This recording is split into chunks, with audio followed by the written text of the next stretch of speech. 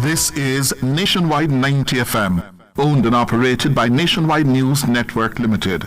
We broadcast from our studios at 14 Ocean Boulevard in the Digicel Center, downtown Kingston, Jamaica. Transmitting on the FM 90 band, 90.3 from Peters Rock in St. Andrew and Murphy Hill in St. Anne. Serving Kingston and St. Andrew, St. Catherine, St. Anne, parts of Clarendon, St. Mary and St. Thomas. 90.5 from Huntley in Manchester, transmitting to St. Elizabeth, Westmoreland, Manchester, Clarendon, rural St. Andrew and parts of St. Thomas. And 90.7 from Cooper's Hill in St. Andrew and Flower Hill in St. James. Serving Westmoreland, Hanover, St. James, sections of Trelawney, Kingston, St. Catherine, Clarendon, St. Mary, Portland and St. Anne. Nationwide 90 FM also broadcasts on YouTube and Nationwide 90 FM Live too. RevoNews.ai and on Flow on channel 916. Nationwide 90 FM, a new revolution in media. You're listening to Nationwide 90 FM. The time is 6 o'clock. From the studios of Nationwide Radio, morning radio the right way. It's Nationwide This Morning.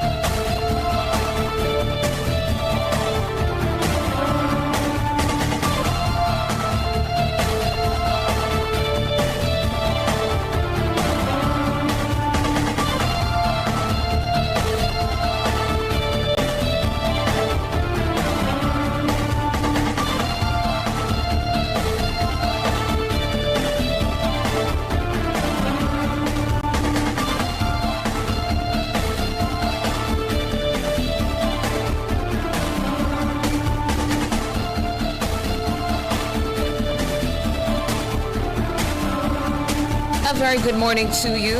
I'm Tawna Thomas. Coming up in the news at 6 for this morning, Thursday, March 19, 2026. Prime Minister Dr. Andrew Holness to make contribution to the 2026-27 budget debate later on Thursday. And government senator says Dr. Holness's contribution will reflect acute awareness of the challenges facing the Jamaican population. Transport Minister says the PNP has no merit to speak on the rollout of the government's rural school bus program. In regional news, U.S. slaps visa bans on Grenada and Nicaragua. In international news, Trump threatens to blow up entirety of major Iran gas field if it attacks Qatar again. In sports, West Indies and Australia to kick off their 6-match Women's Limited Over Series on Thursday. And in business, gas prices up by 25% on wholesale markets in the UK and Europe. The details after the break.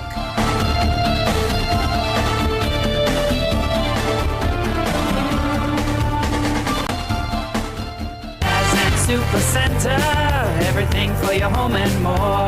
Bring back the fun of shopping. Discover the best finds in every aisle of amazing items. For your kitchen, your living room, your bedroom, or any room, Azan Super Center has that perfect touch to elevate your space to the next level. Our team is ready to help you find what you are looking for you or someone else. So stop by our Crossroads store today and rediscover the fun of shopping. Azan Super Center, it's a lifestyle. It's a lifestyle. Catch the first news of the day. A comprehensive package of local, international, sports, and business news. The news at 6 on Nationwide 90 FM. Now to the details. Prime Minister Dr. Andrew Holness is set to make his contribution to the 2026-27 budget debate in Gordon House today, Thursday. The proceedings are due to begin at 2 p.m. Nationwide 90 FM will air the presentation live and in full on our platforms.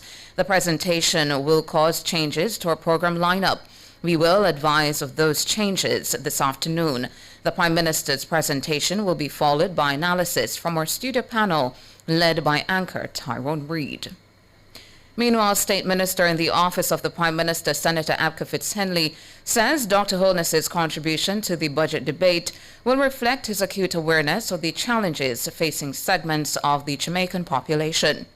Look, like all strong, capable, and competent leaders, Dr. Holness has a unique ability of understanding the moment. He understands very well that he will be making his contribution to the budget debate at a time of much expectation, at a time when Hurricane Melissa has accounted for over 56% of GDP, and there are many challenges in terms of the global economy. No doubt, he recognizes that what's important is continuity and outlining a path forward, which gives hope the people of Jamaica, and a clear indication, and no doubt, Jamaica will bounce back. According to Minister Fitz-Henley, unlike opposition leader Mark Golding's address on Tuesday, Dr. Holness has no intention of trying to score political points. I think those who have observed Dr. Holness over the years and the pragmatic, sober and stable leadership he has offered will know not to expect the puerile political campaigning sort of address that Jamaica was exposed to, the whole notion of one-upmanship. Of course, there has to be space to give political context to various narratives in the public domain, but our country can be assured that Dr. Holness is focused on what matters, the well-being and prosperity of the Jamaican people. Senator Abka Fitz-Henley, State Minister in the Office of the Prime Minister. Political commentator Dr. Nadine Spence says opposition leader Mark Golding confidently presented the People's National Party as being a robust opposition, intending to flex its political muscles for this parliamentary year. Spence was reacting to Golding's contribution to the budget debate in Parliament on Tuesday.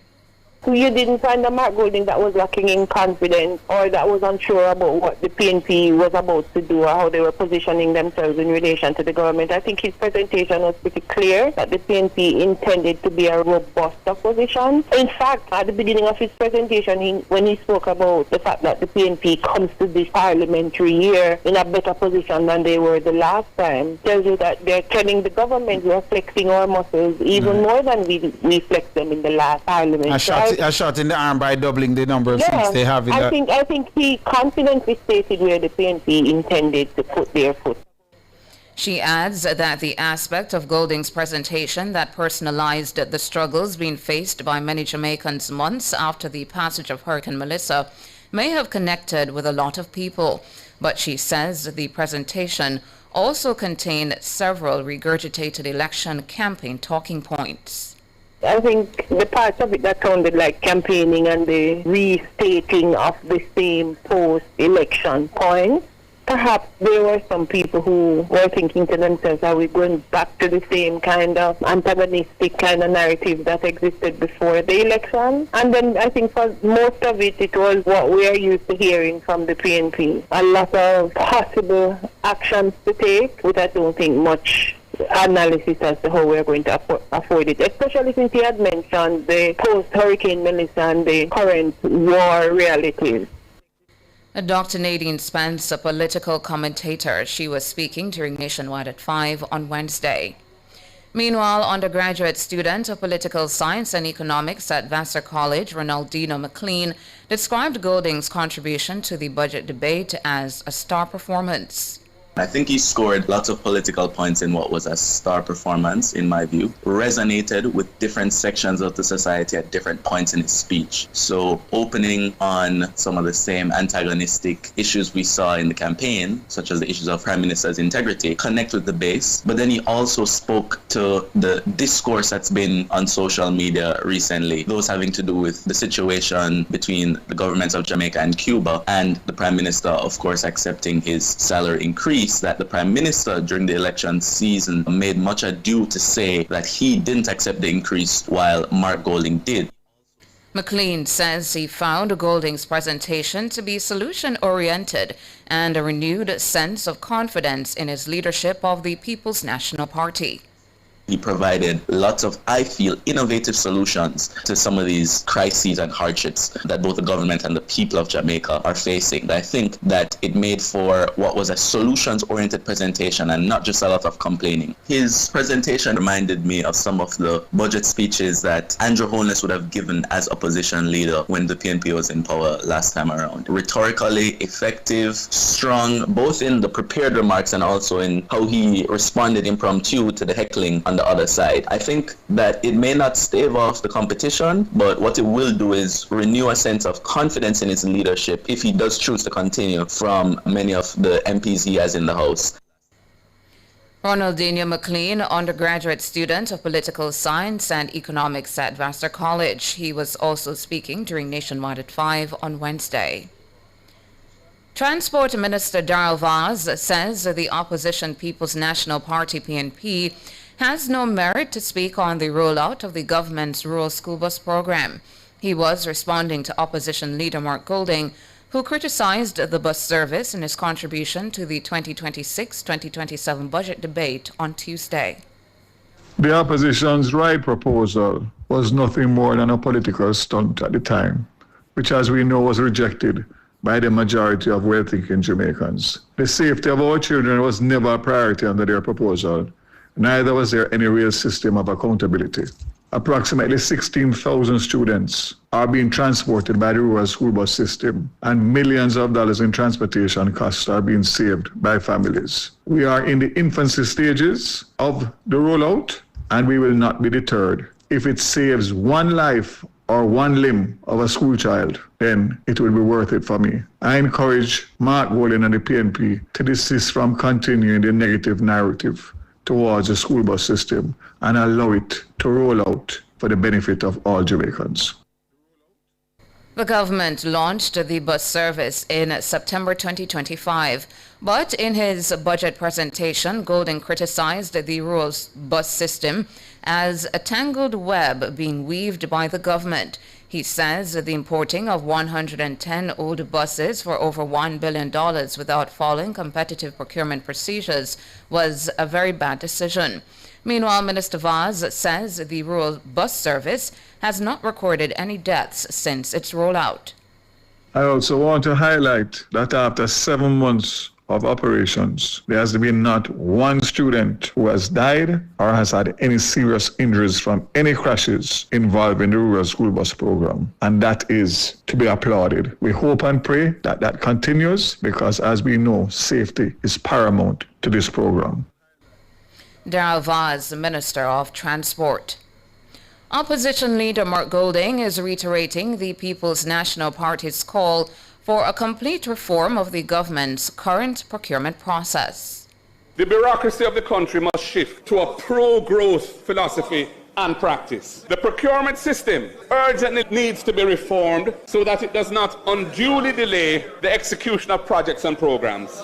Madam Speaker, the government has been delinquent in doing this. As it stands today, the bureaucracy always errs on the side of cautious control when our chronic low-growth situation requires bold steps forward. According to Golding, the government's procurement systems are a big impediment to national development.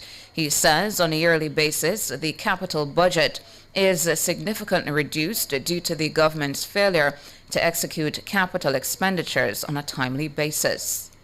In the current fiscal year, for example, the original budget was for $62.6 billion of capital expenditure, but that has been revised down in supplementary estimates to $55.4 billion. And in the prior fiscal year, 24-25, the original budget was for $80 billion of capital expenditure, and that ended up being $62 billion. In the fiscal policy paper, slower than anticipated project execution is given as the main cause of this underperformance. Slower than anticipated project execution. We are not sufficiently focused on tackling these inefficiencies. Mark Golding, opposition leader. He was making his contribution to the budget debate in Parliament on Tuesday. Nearly 50 bridges are set to be repaired under the government's Accelerated Bridge Program. Works Minister Robert Morgan says several of the bridges are located in parishes that were severely impacted by Hurricane Melissa. The National Works Agency would have about 800 bridges that is in our custody. Annually, we assess about 10% of our bridges. We have a program called the Accelerated Bridge Program, which for this year is going to look at fixing approximately 47 bridges across the island, a large portion of which are in the disaster area. These bridges would have been assessed from before the hurricane. We have 3 bridges that were damaged in Melissa that received major damage. The minister was addressing a recent meeting of Parliament's Standing Finance Committee, where he provided details on road infrastructure projects to be undertaken in the upcoming financial year. He says additional funds have also been allocated to undertake repairs on the Sandy Gully in Kingston and St. Andrew. We have a plan to do massive works in the Sandy Gully over time. Immediately, though, we're going to be spending approximately $1.3 billion at various sections, including the Cassia Park area, to do emergency repairs in the Sandy Gully. And over time, we'll be allocating more funds to do more repairs throughout the gully network. Robert Morgan, Works Minister. Education Minister Senator Dr. Dana Morris Dixon says the Jamaica Learning Assistant, JLA, will allow students to have round-the-clock help in grasping the national curriculum. The JLA is being developed by the Amber Group. Minister Morris Dixon was speaking at the CXC Regional Education Conference at the Jamaica Pegasus Hotel on Tuesday morning. Here in Jamaica, we are piloting some new tools, not just in terms of developing lesson plans, and that's another thing the ministry has done, using AI to create lesson plans for a teacher so you don't have to do that other painful task of doing the lesson plan. But we're even going further. We're introducing very shortly the Jamaica Learning Assistant. When this is launched, every child in Jamaica will have a 24/7 AI-powered academic assistant that is tailored to the national curriculum. The conference is being held under the theme Navigating the Digital Age, Rethinking Teaching, Learning and Assessment. Minister Morris Dixon explained that the artificial intelligence-powered innovation is designed to cater to students' learning styles. That will be available to every student on their phone, on their tablet. So you've learned something in school, you can go home and you can use the learning assistant to further give you more. And so this assistant can be, depending on how you learn. Some students are very visual. You can ask it to teach you visually. Some may want to hear stories. You can ask it to tell you stories. And we've also taught the AI or dialect to speak in patois. So it doesn't replace a teacher. What it does is it gives you additional tools at home that you can engage with the lessons in the way that you learn. And we know all our children learn differently. Senator Dr. Dana Morris Dixon, Minister of Education. Former director of the Institute for Cuban and Cuban American Studies at the University of Miami, Dr. Andy Gomez, says the Caribbean island isn't ready to become a democratic nation. He was speaking on Nationwide at 5 on Wednesday. People told me, let's return Cuba to democracy. What democracy? We didn't have democracy in Cuba in 1959. As a matter of fact, we only had constitutional democracy in Cuba between 1940 and 1952. So if you're talking about democracy, we should be talking about maybe transitioning Cuba to democracy. But that can take a very long time. And I think by now we have learned in the United States, you cannot export American democracy anywhere around the world. It won't work. The feud between Cuba and the U.S. continues to escalate as the Trump administration upholds its fuel blockade on the island. On Monday, President Donald Trump told reporters that he can do anything he wants with Cuba.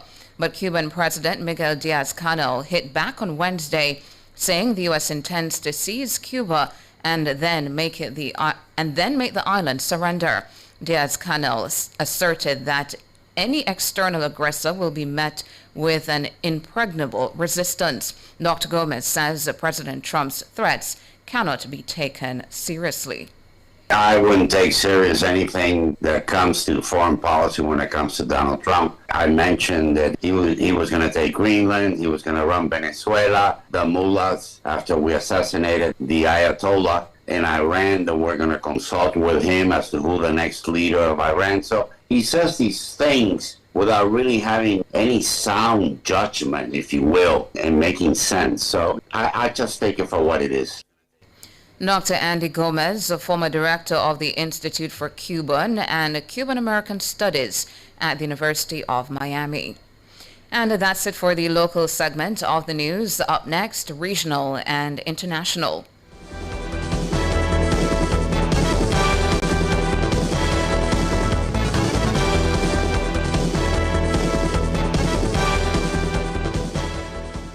It's This Morning on Nationwide 90 FM. The time is 6:19. For all your electrical needs, visit ABC Electrical Sales. They stock a wide variety of electrical supplies, including plugs, switches, panel boards, and conduits, plus energy-saving fixtures.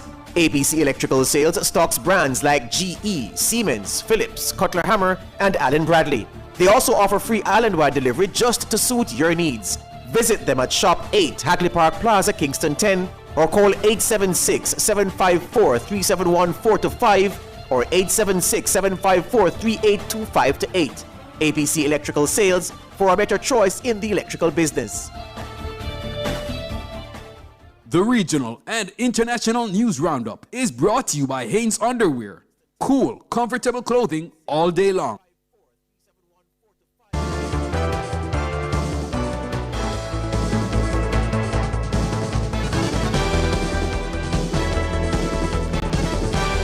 In regional and international news this morning, regional news, travelers from Grenada and Nicaragua will be required to pay steep fees to travel to the United States starting April 2. The State Department announced the move on Wednesday. The two countries join a list of some 50 countries whose nationals will need to pay between $5,000 and $15,000 to the U.S. government before being issued B1, B2 visas for tourism and business purposes. The Trump administration launched the visa bond program late last year. It says the countries listed have high overstay rates, meaning that their nationals tend to stay in the U.S. after the expiration of their visas. The bulk of the countries on the expanded list are in Africa. In Latin America and the Caribbean, Antigua and Barbuda, Cuba, Dominica, and Venezuela are also on the list. International, U.S. President Donald Trump on Thursday threatened to blow up a major gas field in Iran if it attacks the U.S.'s Gulf Arab ally Qatar again. The threat comes after Israel hit Iran's South Pars, a part of the world's largest natural gas field. Tehran retaliated by striking an energy complex in Qatar, causing extensive damage and leading to a spike in energy prices.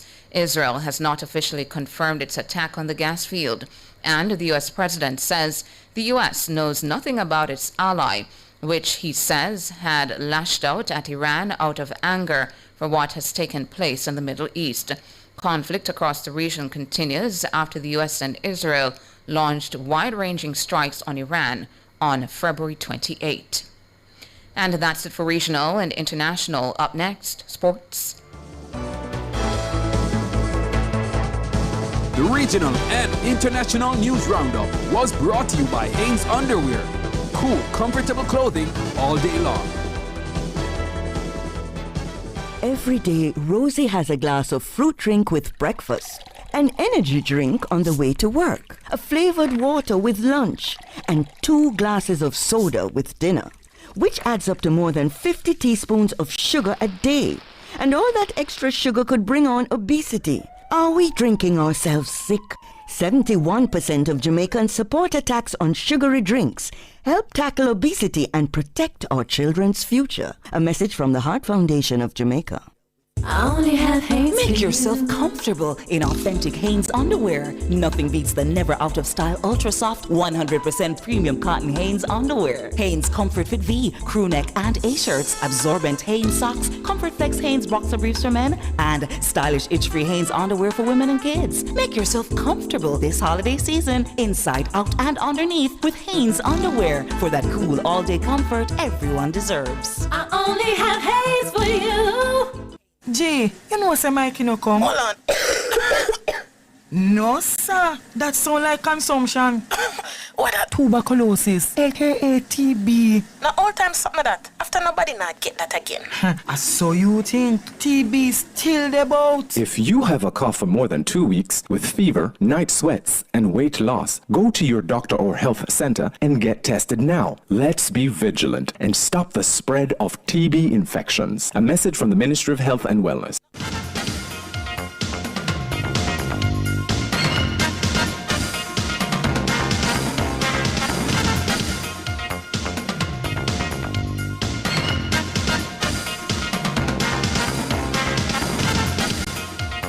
Time now for your morning sports. The West Indies and Australia will kick off their 6-match Women's Limited Over Series on Thursday with the first of 3 T20 internationals at Arnessville in St. Vincent. Both teams are using the 2-week-long series as a major part of their preparation for the T20 World Cup in England in 3 months' time. For the first time in 10 years, the Aussies are neither T20 or ODI world champions. Still, they are one of the most formidable opposition on the planet. Now, Mobay United opened up an 8-point lead in the Rare Nephew Jamaica Premier League after outscoring Dumbeholden 4-3 at Jarrett Park on Wednesday. Ricardo Ramsey scored twice for the former champions, who are now on 57 points, well ahead of Mount Pleasant Academy on 49. Waterhouse moved up to 5th after slamming Malines United 4-0 to be on 43 points, one ahead of champions Cavalier. Treasure Beach scored a late equalizer at Stets to earn a tall draw with Portmore United, preventing the former champions from going second. With Jamaica's senior men's Reggae Boys team set to be named on Friday for their upcoming FIFA World Cup Interconfederation playoffs, defender for Rare Nephew Jamaica Premier League outfit Chapelton Maroons, Rubino Gordon, is hopeful that his strong season has not gone unnoticed. Gordon is eyeing the coveted call-up to the squad. The aim is to make it to the World Cup with the national team. I hope they're not blind to seeing the performance that I'm putting in. So I hope for get the call-up. According to the former Mona High School standout, the Chapelton Maroons team is focused on forcing their way into the coveted top 6 position to secure a playoff spot. I guess the age doesn't matter. I'm a player from Oda Academy from like 12, 13 years old. So I guess the coach have much confidence and trust in me. So I guess it's no big deal. Well, we're pretty much confident. Craig Butler been speaking to you, I guess. He's always say, don't not be pressured to be winning. So we just take it game by game. Rubino Gordon. The Jamaica Hockey Federation is set to reignite interest in collegiate hockey with the staging of the Intercollegiate 7-a-side Mixed Hockey Tournament scheduled for Thursday at the Mona Hockey Field. 6 teams are confirmed to compete in the one-day event, including Excelsior Community College, the University of the Commonwealth Caribbean, and 2 teams each from GC Foster College and the University of the West Indies. Tournament coordinator David Toller is optimistic about both the level of play and the overall atmosphere, noting that spectators can look forward to an exciting showcase of talent and energy. Yeah, they can come and expect a fun field day. It's 10 minutes a half, so we're just going to have some fun and play some good hockey. David Toller wrapping up your morning sports.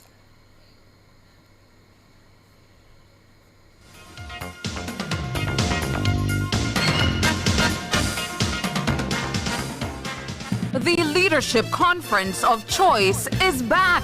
Transform super managers into superior leaders at the Make Your Mark Middle Managers Leadership Conference, Jamaica Pegasus Hotel and online, May 6 to 7. Sponsored by Caledonia Outdoor Advertising, Visual Tech Solutions, Intelligent Multimedia Limited, CIBC Caribbean Bank, and Visual Vibe. Register now for Middle Managers Conference, May 6 to 7 at MakeYourMarkGroup.com.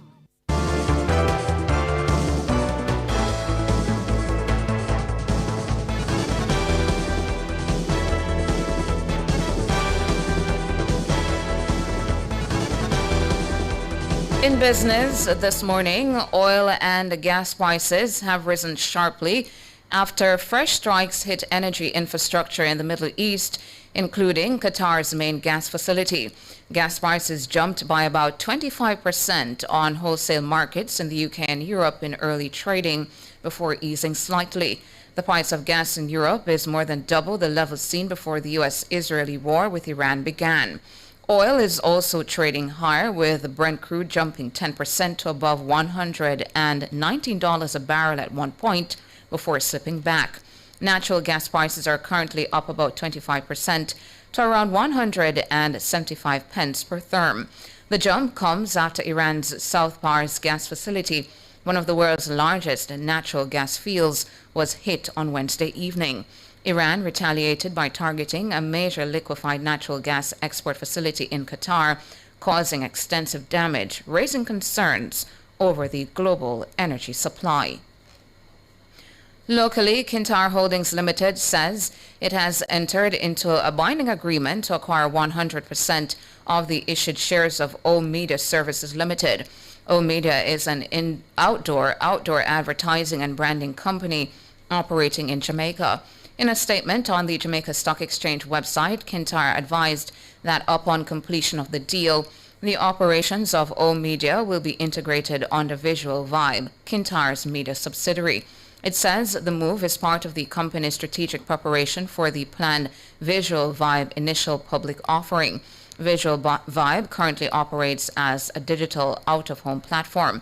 Kintar says this acquisition introduces complementary capabilities in traditional outdoor advertising and branding, allowing the combined entity to deliver a full-spectrum out-of-home media solution across both digital and static formats. Chairman and CEO of Kintar Holdings and CEO of Visual Vibe, Tyrone Wilson, says this acquisition is a strategic move to build a complete out-of-home media platform. He says the immediate impact on their financial performance, combined with the expansion of production capacity and client base, places them in a stronger position as they prepare for the Visual Vibe IPO and continue scaling their media operations. In foreign exchange trading now, the Jamaican dollar has lost 15 cents and will open trading against the benchmark US dollar, selling for an average $158.53. Against the Canadian, the Jamaican has lost $2.20 and will open selling for an average $117.16. And finally, the Jamaican dollar has lost 7 cents and will begin trading for an average $210.57 against the British pound. That's it for business this morning.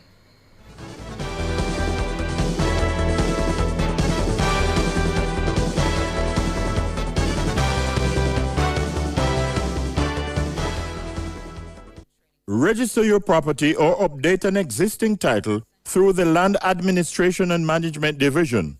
The time by the National Land Agency is 6:32. Remember the first time, the first glance, the first touch. This Easter weekend, rediscover that feeling at Couples Resorts. Escape to a couples-only all-inclusive paradise with gourmet dine-in, premium cocktails, and unforgettable ocean views, all included.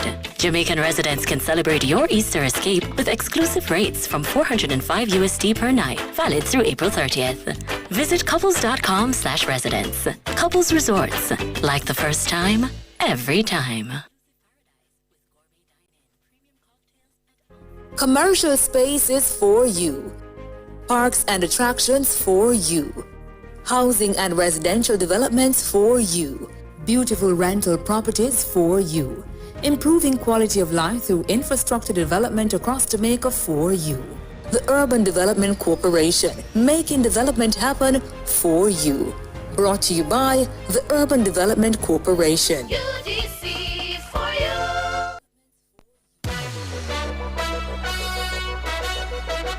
Over a month ago, we invited you to be a part of something special, something different. And you know what? Over 500 of you said, all right, we're in. That means over 500 of you decided to move from just being a listener to being a part of the family. The Nationwide Family Club isn't just an idea anymore. It's real, it's growing, and it feels good. And because family looks out for family, for the entire month of March, we're doing something extra. Every single week, one family club member will win a $25,000 supermarket voucher. That's 4 winners, 4 weeks, 4 real chances. Because when you stick with us, we believe you should feel it. Loyalty shouldn't just be appreciated, it should feel rewarded. The Nationwide Family Club is where you, our listeners, come closer. Not just hearing the stories, but seeing how they're made. Not just listening to the voices, but connecting with the people behind them. In the Family Club, you get early access to documentaries, exclusive content on air, member-only conversations, birthday shout-outs, breaking news alerts, and depending on your tier, studio experiences and private live streams. That's not just regular radio, that's family access. This isn't just a subscription, it's connection, it's community, it's saying, I support what you do, and I want to be closer to it. More content, more interactions, more behind the scenes, and now, more chances to win. And if you've been watching from the sidelines, we've been saving a seat for you.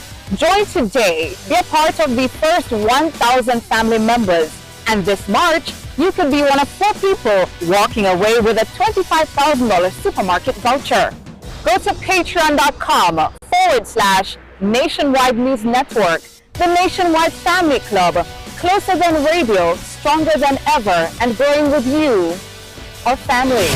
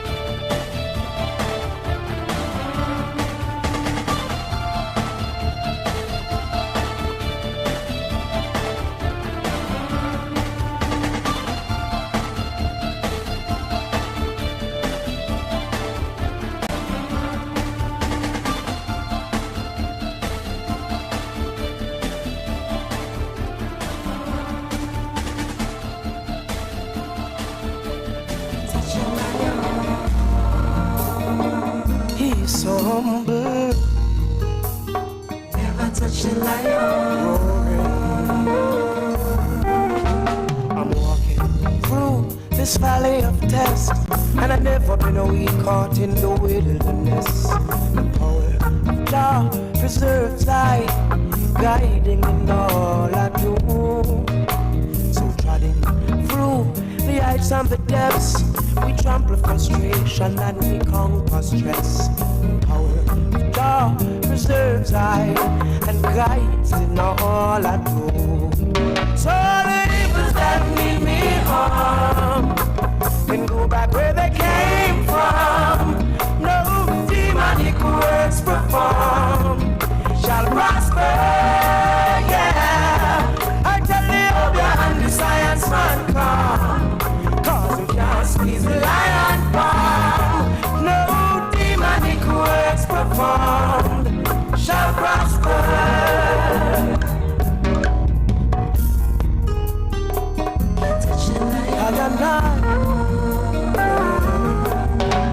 The wages of blessing is ever living a life, so we keep our meditation in high.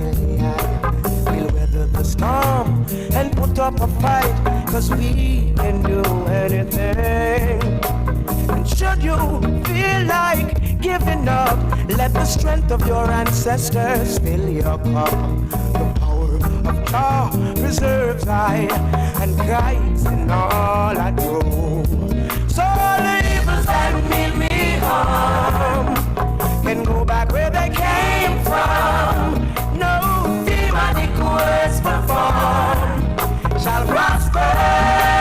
Yeah, I tell the Obia and the science man come, 'cause him can't squeeze the lion palm.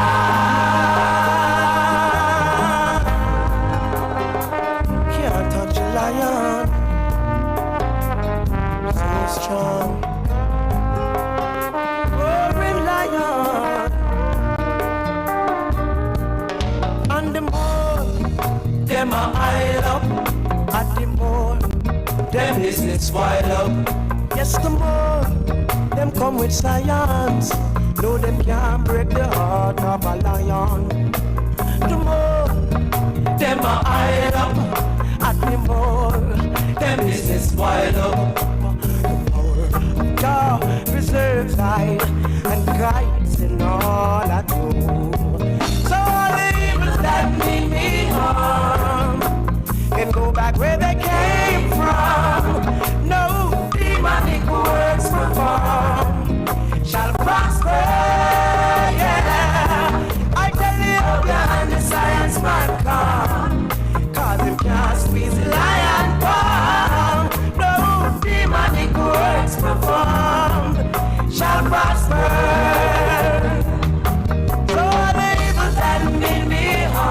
Good morning, good morning, good morning, good morning, good morning, good morning, good morning. It's Nationwide 90 FM. The show is Nationwide this morning. My name is George, and sitting beside me is Toto. You know, when I was coming in this morning, George, and I'm saying, boy, city life is something else, because minutes after 5, and I think it's Hartley Park Road. Yeah. The man them up here, domino, you know. Yes, man. A club, Yes, domino man. hard, Yeah. and it rained because the road was wet. But me I said them people them out here, a clap dominoes, and they're so focused in on the game. On Pigley Park Road, you know. Yes, Yeah. somewhere along Yeah, that man. stretch there before you get to the bridge. Pigley Park Road, what the lady did call it, yeah. I'll tell you about that another time. Yes. But boy, I said, boy, you go to country, St. Elizabeth, at that hour of the morning, you'll see people, you know. So you'll see a farmer walking. Like Alric. Yes. And many times the machete is wrapped up in like old cloth or whatever. crocus bag. A crocus bag, yeah, heading to the farm. And No, you'll see we got them grung. at Grung. Yeah. And you know, you see people going to work like here in the city too, but yeah, you're not seeing anybody just after 5 at a bar with dominoes. Yeah. Somebody said, Chris D says, with them special.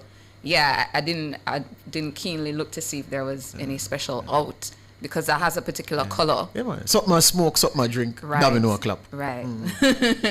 But on my mind this morning, I want to focus a bit on education. I don't know, George, did you like your math teacher when you were in high school? Except one. Was your math teacher a Grade great 8. teacher? No, she was an awful teacher. Unsuited, unskilled. Set us back several.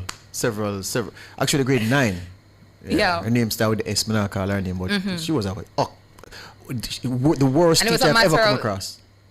Okay, so the teacher, was it a personality thing or the No, she was a teaching nice of the, lady. She was a of the very beautiful lady. subject? Very nice, but she was unskilled. Ah. She didn't know how to deliver the concept. That's a good way to put it, because that's exactly where I'm going.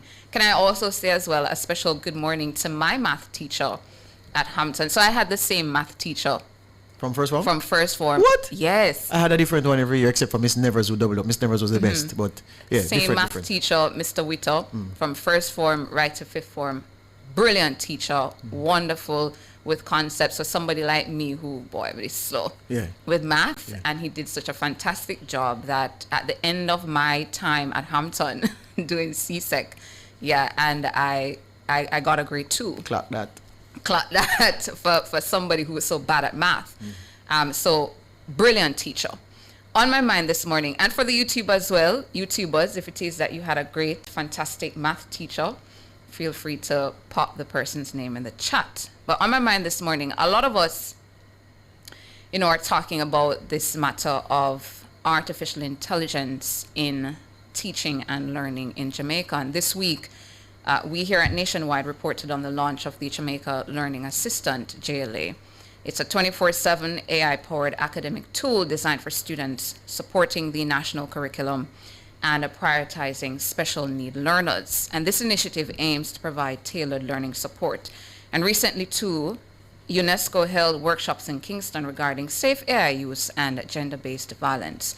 But importantly, as we navigate this new era of artificial intelligence, I took comfort, George and listeners, in the Education Minister's message on Tuesday while speaking at the opening ceremony of CXC's Regional Education Conference and Ministerial Forum at the Jamaica Pegasus Hotel in New Kingston. The conference theme, Navigating the Digital Age, Rethinking Teaching, Learning and Assessment. At the opening, she cautioned educators against relying too heavily on artificial intelligence, AI tools.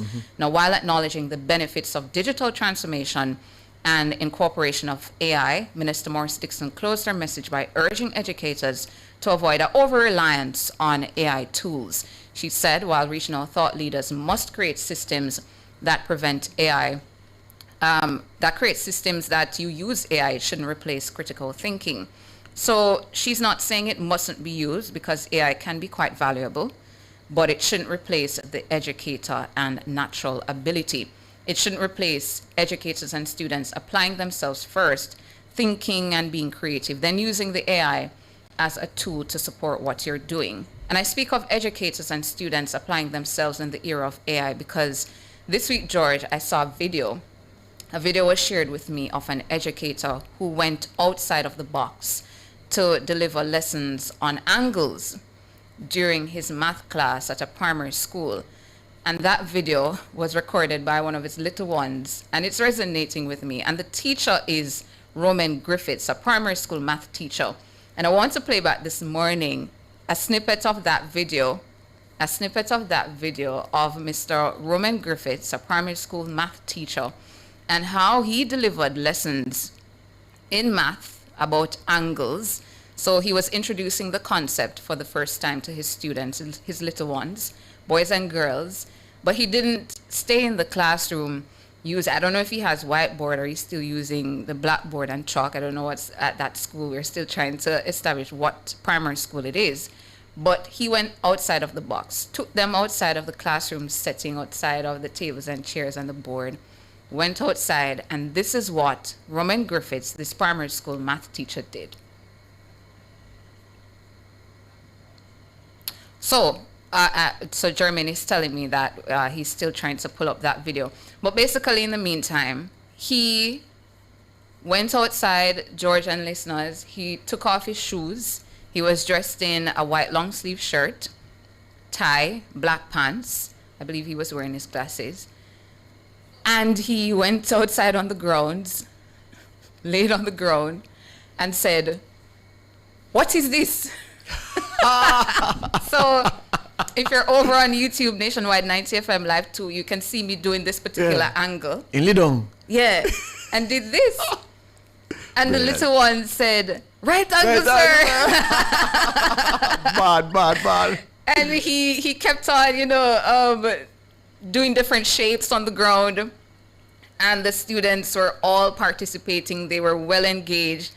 And I thought to myself, that's a way to help those little ones. They'll perhaps never forget that, listen, Mr. Griffiths did outside, and he did up on the ground, and then put up him hand, and then put one cross, and guess what that? Right angle. They'll never forget that. Perhaps if he was to draw it on the board after they leave the class, they'll remember what Mr. Griffiths did draw up on the board.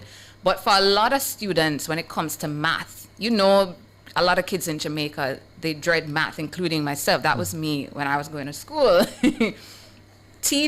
Math teachers have to find creative ways that perhaps AI is not going to help you do, creative ways to teach different concepts in math. He went outside, took off his shoes, never cared, say, listen, the white shirt are going to get dirty, or the pants, or my head, or whatever.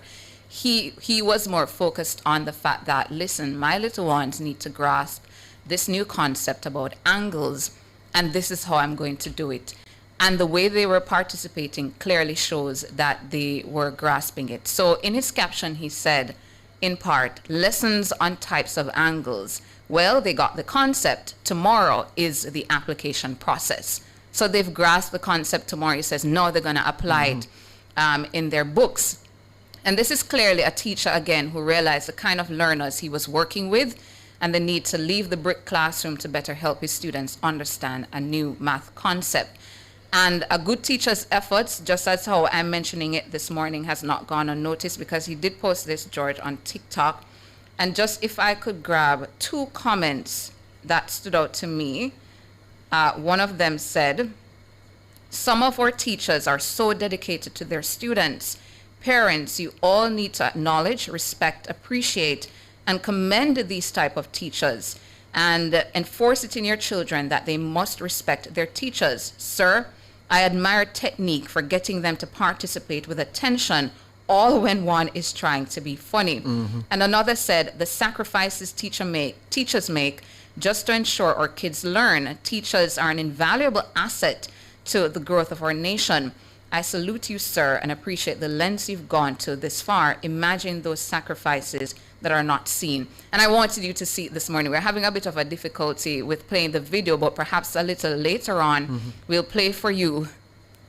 You got it or no? So a little bit later on, we'll play for you Teacher Griffiths, Roman Griffiths, a primary school math teacher who went outside of the classroom to ensure that his students grasp that concept of angles. So you know the nickname some of the parents will get a teacher there? Angle Boss. Angle Boss. I love it. And that's what's on my mind. Hold on. Before we go, Paul McCallum in the chat says, I know Roman Griffiths. I was his VP at Edith Dalton James High School. He was always reactive. Wonderful. So if you could also tell us, Paul, which school is it? Because we're reading through the comments and we didn't see the school. Yeah. Which primary school he's now teaching at. Yeah, and a contact number if you want to talk to Uncle Boss. Want to talk to Uncle Boss. A little later on, we'll play the video for you.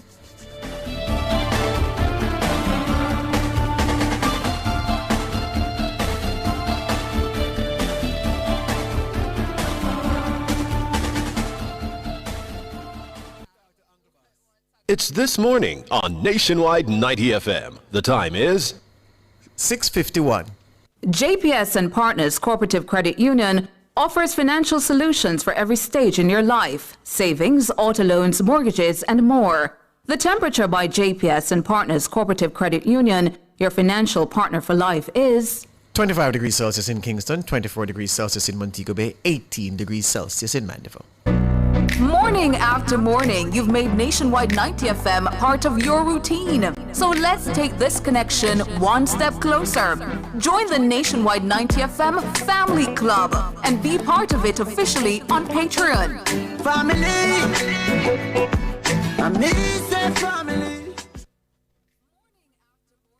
Boy, I'm glad we get away to the beach for Easter.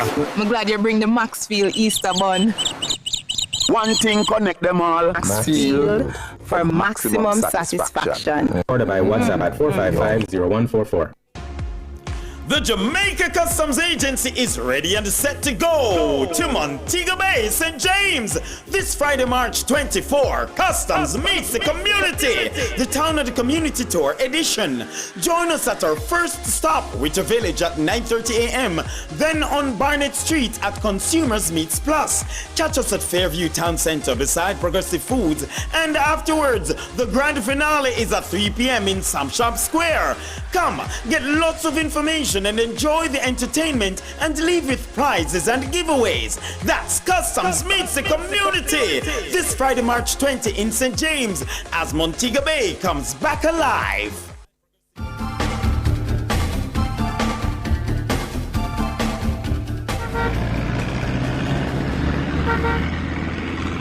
Time now for Street Smarts 1 with Ludlow McLean. Good morning, Ludlow.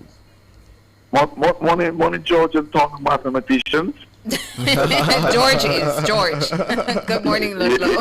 Here's a quick one. A squared plus B squared equals C squared. What is that? Pythagoras' theorem, sir. And it says further, the square on the hypotenuse is equal to the sum of the square of the other two sides. The opposite side. The other two sides, yes. There you go. Okay, yeah. Yeah, why you never show for Pi Week? You see, Pi Week was I think, or Pi Day was March 14. But go ahead, Ludlow. Go ahead, Ludlow, yeah. Quickly. Just to highlight that Spanish Town Road is quite active from 6 miles going in and even beyond that on the Mandela. But it's moving. So if you're coming off Weymouth Drive onto the Spanish Town Road, heading southbound, it's good vehicular movement. So getting eastbound, good vehicular movement. And in the 3 miles area, quite active. Some vehicles are making it southbound along Marcus Garvey Drive and heading into downtown Kingston. Going up Hagley Park Road, a number of vehicles moving, but no major delays in that particular area. All right, it's our first report. It's back to you in the studios. Thank you, Lodlo there with Street Smarts 1. Up next, 1 + 1 equals word of the day. And as I go to word of the day, I'm being told by my editor that it's Crescent Primary School in Spanish Town. So, what did you call him? Angle Boss. Angle Griffiths. He's a Mr. Angle Boss, sir. Good morning. Good morning. He's a math teacher at Crescent Primary School in Spanish Town. So good morning to you, Sir Griffiths, and all the teachers over there at Crescent Primary. So our word of the day is spelled INCOMMUNICADO, spelled INCOMMUNICADO. Incommunicado. Incommunicado. Incommunicado. Incommunicado is your word of the day. It's an adjective, and it means especially of a prisoner deprived of any communication with others, deprived of communication with other people while in solitary confinement. Incommunicado is your word of the day. A sentence provided by BBC this morning. Nevertheless, thousands remain in prison incommunicado and without trial in a country long criticized for alleged human rights abuses. Incommunicado is your word of the day. INCOMMUNICADO. Up next are features at the top of the hour, the news.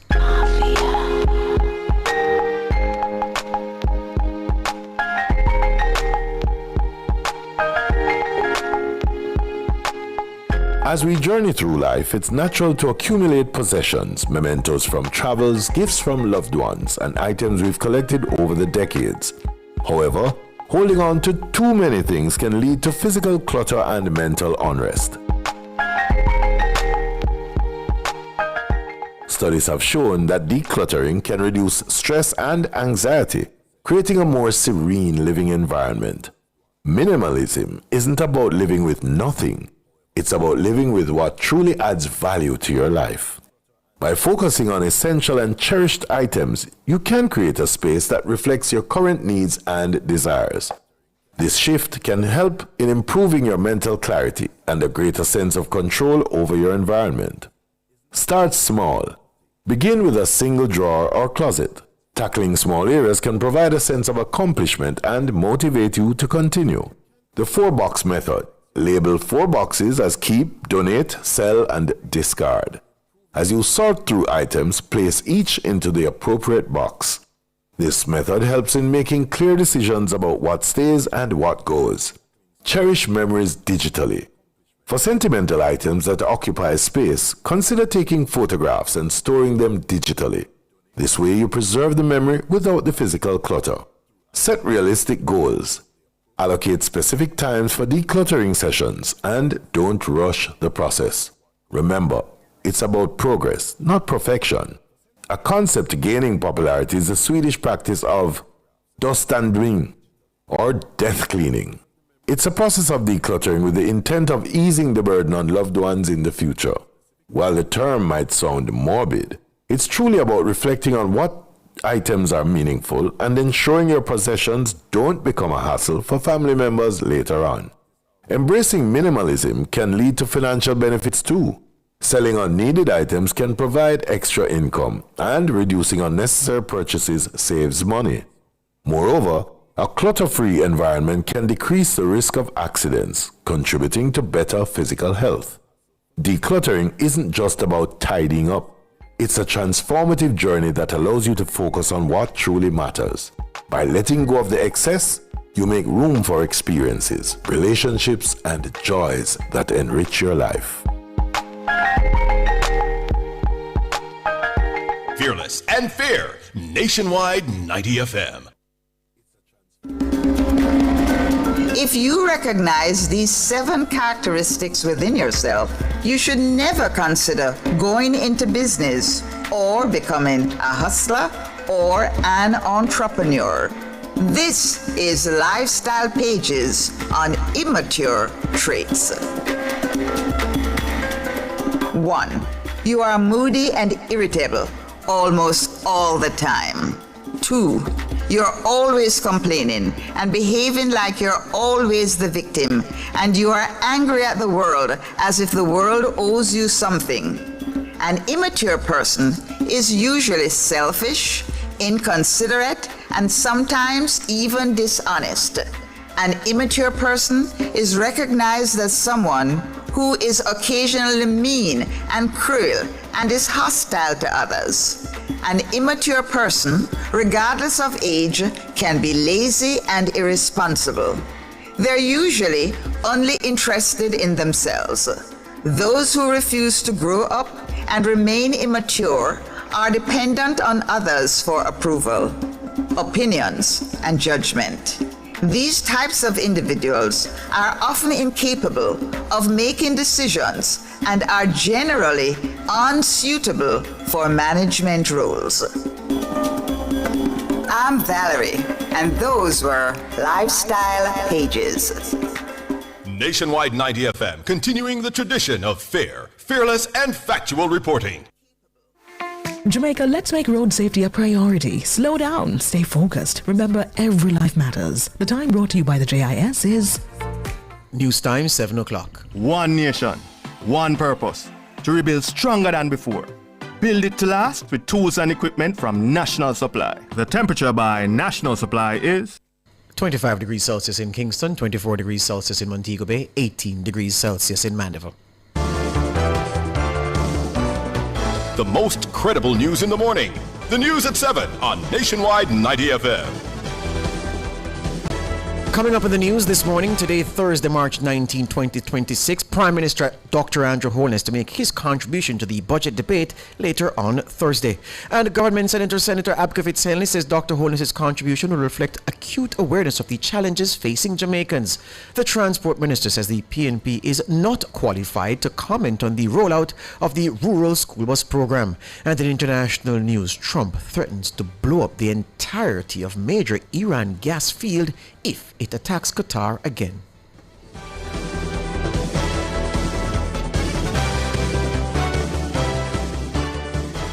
If it's news, it's got to be Nationwide 90 FM.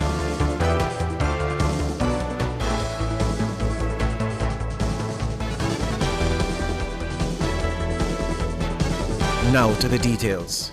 Prime Minister Dr. Andrew Holness is set to make his contribution to the 2026-27 budget debate in Gordon House today, Thursday. The proceedings are due to begin at 2 p.m. Nationwide 90 FM will air the presentation live and in full on our platforms. The presentation will cause changes to our program lineup. We'll advise of those changes this afternoon. The Prime Minister's presentation will be followed by analysis from our studio panel led by anchor Tyrone Reid. Meanwhile, State Minister in the Office of the Prime Minister, Senator Abka Fitz-Henley, says Dr. Holness's contribution to the budget debate will reflect his acute awareness of the challenges facing segments of the Jamaican population. Look, like all strong, capable, and competent leaders, Dr. Holness has a unique ability of understanding the moment.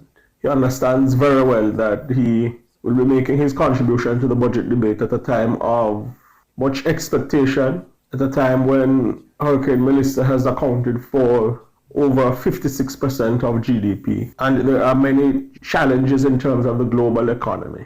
No doubt, he recognizes that what's important is continuity and outlining a path forward, which gives hope the people of Jamaica, and a clear indication, and no doubt, Jamaica will bounce back. According to Minister Fitz-Henley, unlike Opposition Leader Mark Golding's address on Tuesday, Dr. Holness has no intention of trying to score political points. I think those who have observed Dr. Holness over the years and the pragmatic, sober and stable leadership he has offered will know not to expect the puerile political campaigning sort of address that Jamaica was exposed to the whole notion of one-upmanship. Of course, there has to be space to give political context to various narratives in the public domain, but our country can be assured that Dr. Holness is focused on what matters, the well-being and prosperity of the Jamaican people. Senator Abka Fitz-Henley, State Minister in the Office of the Prime Minister. Political commentator Dr. Nadine Spence has given opposition leader Mark Golding full marks for what she says was his confident delivery during his contribution to the budget debate. Golding's presentation was made in Parliament on Tuesday.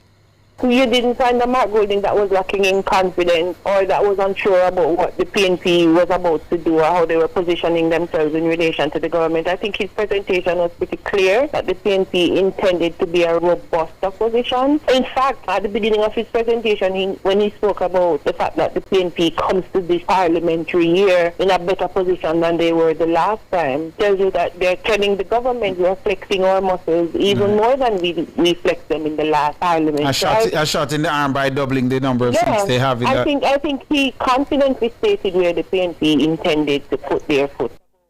Dr. Spence says personalizing the struggles being faced by many Jamaicans months after the passage of Hurricane Melissa may have also caused Golding to score political points. But she said the opposition leader lost some marks for regurgitating election campaign talking points. I think the parts of it that sounded like campaigning and the restating of the same post-election points, perhaps there were some people who were thinking to themselves, are we going back to the same kind of antagonistic kind of narrative that existed before the election? And then I think for most of it, it was what we are used to hearing from the PNP. A lot of possible actions to take, which I don't think much analysis as to how we're going to afford it, especially since he had mentioned the post-Hurricane Melissa and the current war realities.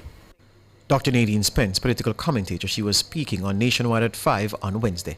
Meanwhile, a student of political science and economics at Vassar College in the United States, Ronaldinho McLean, described Golding's contribution to the debate as a star performance. I think he scored lots of political points in what was a star performance, in my view, resonated with different sections of the society at different points in his speech. So opening on some of the same antagonistic issues we saw in the campaign, such as the issues of Prime Minister's integrity, connect with the base. But then he also spoke to the discourse that's been on social media recently, those having to do with the situation between the governments of Jamaica and Cuba, and the Prime Minister, of course, accepting his salary increase, that the Prime Minister during the election season made much ado to say that he didn't accept the increase while Mark Golding did.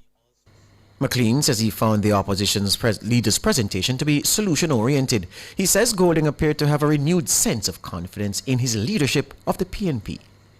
He provided lots of, I feel, innovative solutions to some of these crises and hardships that both the government and the people of Jamaica are facing. I think that it made for what was a solutions-oriented presentation and not just a lot of complaining. His presentation reminded me of some of the budget speeches that Andrew Holness would have given as opposition leader when the PNP was in power last time around. Rhetorically effective, strong, both in the prepared remarks and also in how he responded impromptu to the heckling on the other side. I think that it may not stave off the competition, but what it will do is renew a sense of confidence in his leadership if he does choose to continue from many of the MPs he has in the House. Ronaldinho McLean, a student of political science and economics at Vassar College in the United States. He was also a guest on Nationwide at 5 on Wednesday. Transport Minister Darrell Voss says the opposition PNP is not qualified to speak on the rollout of the government's rural school bus program. He was responding to opposition leader Mark Golding, who criticized the bus service during his contribution to the budget debate in Gordon House on Tuesday. The opposition's ride proposal was nothing more than a political stunt at the time, which, as we know, was rejected by the majority of well-thinking Jamaicans. The safety of our children was never a priority under their proposal. Neither was there any real system of accountability.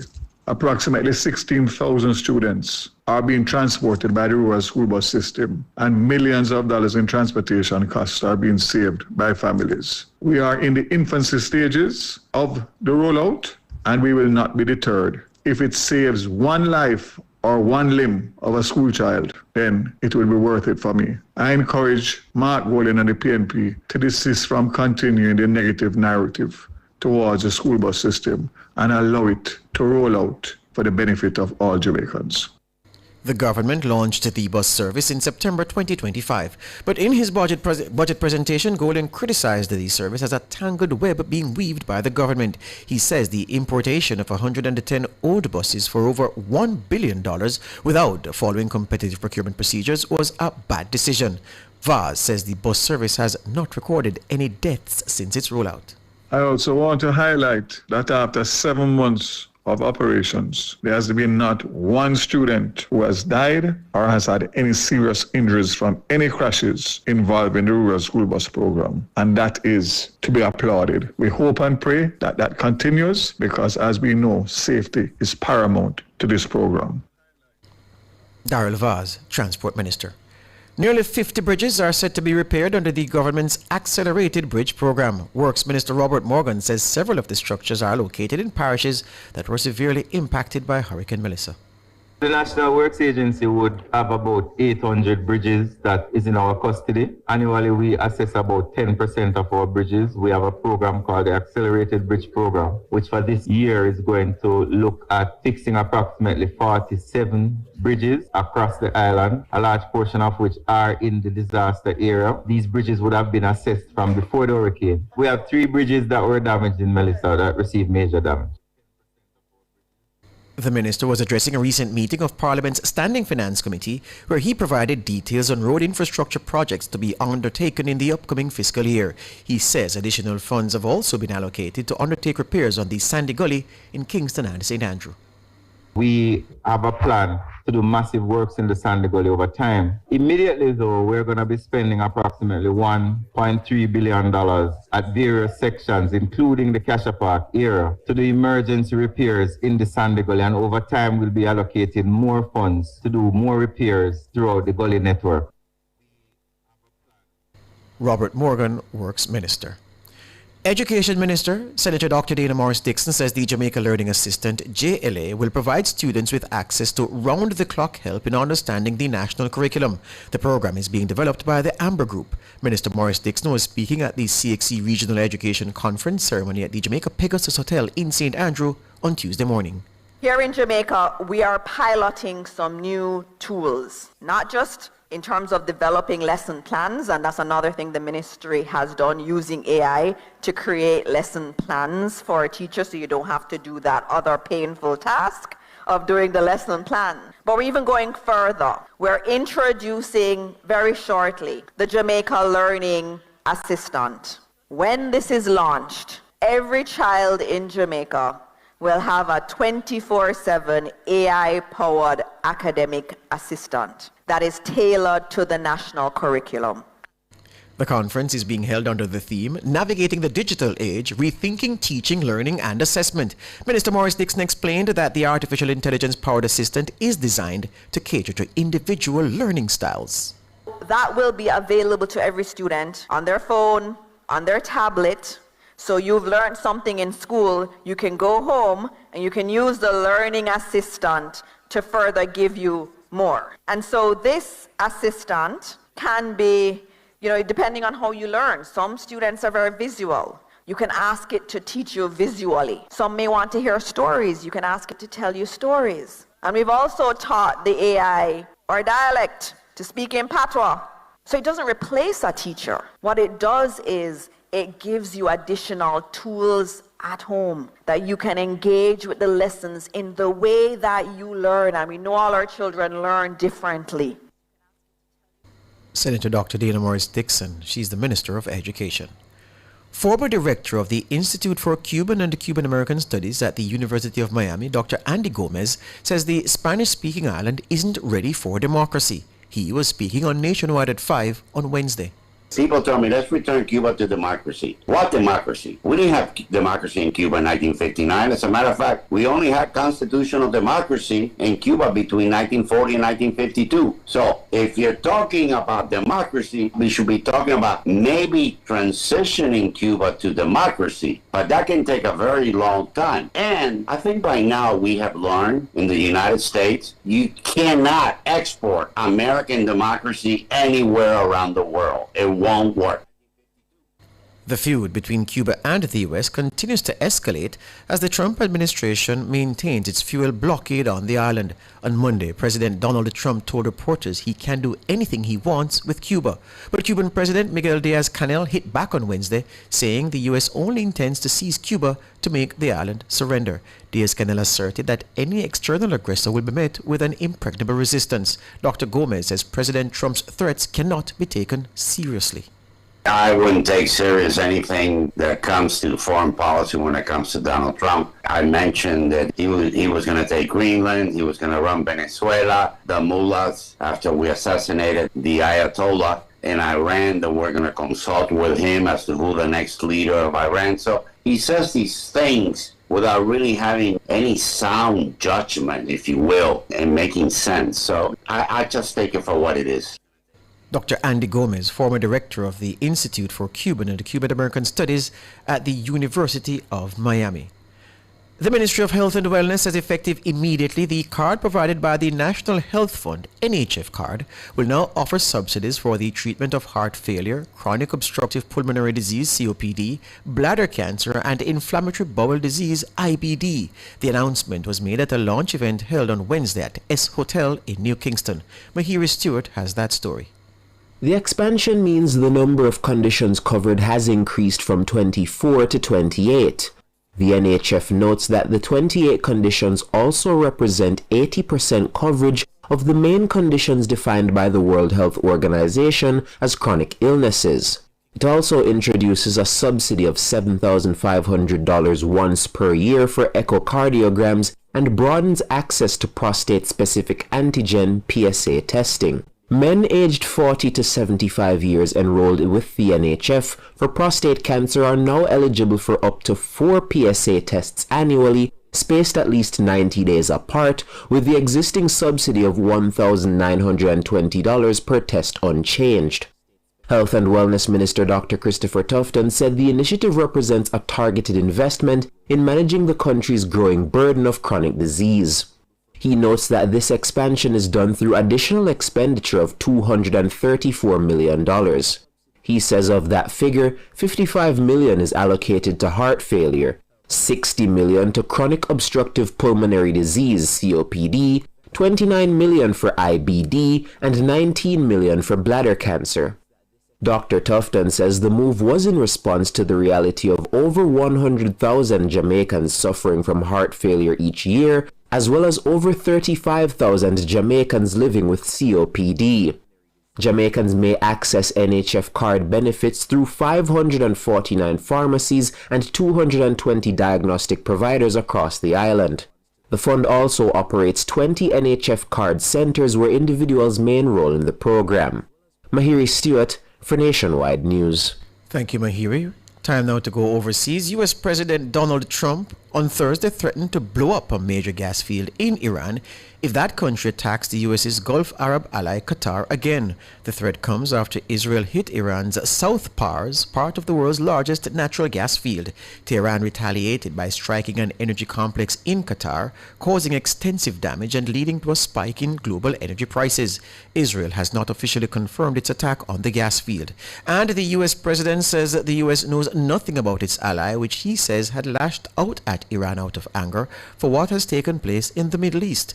Conflict across the region continues after the U.S. and Israel launched wide-ranging strikes on Iran on February 28. That's the news.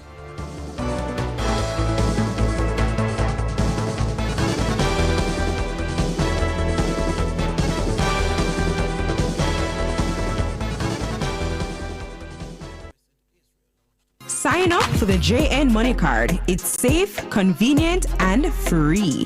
The time by JN Money is 7:18.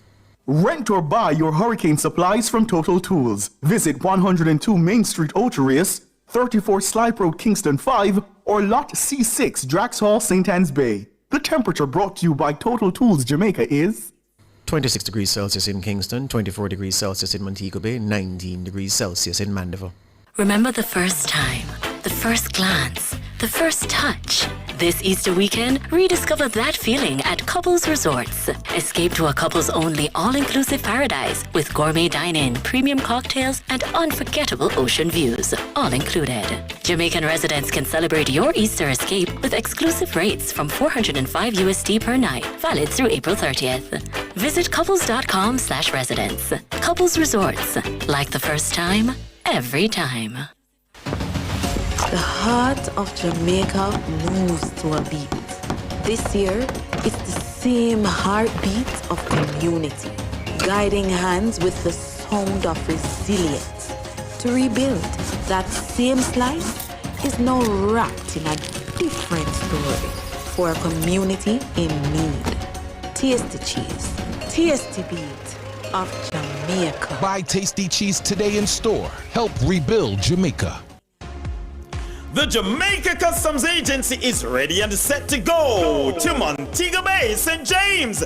This Friday, March 24, Customs meets the community. The Town of the Community Tour edition. Join us at our first stop, Witter Village at 9:30 a.m. Then on Barnett Street at Consumers Meets Plus. Catch us at Fairview Town Center beside Progressive Foods. And afterwards, the grand finale is at 3 p.m. in Sam Shop Square. Come, get lots of information and enjoy the entertainment and leave with prizes and giveaways. That's Customs meets the community this Friday, March 20 in St. James as Montego Bay comes back alive.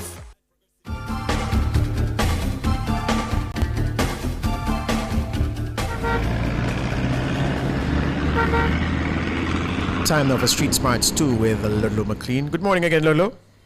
Good morning again, George. Our listeners, our motoring public, our visitors, and all our transport operators, stakeholders, and all the different presidents of the various organizations. Now, those of you exiting the Paul Bogle Highway, you remember that out in the, you're coming from Morant Bay, Yalla's coming through Bull Bay, 7 miles, 8 miles, 7 miles, it's way it is now in the 7 miles area.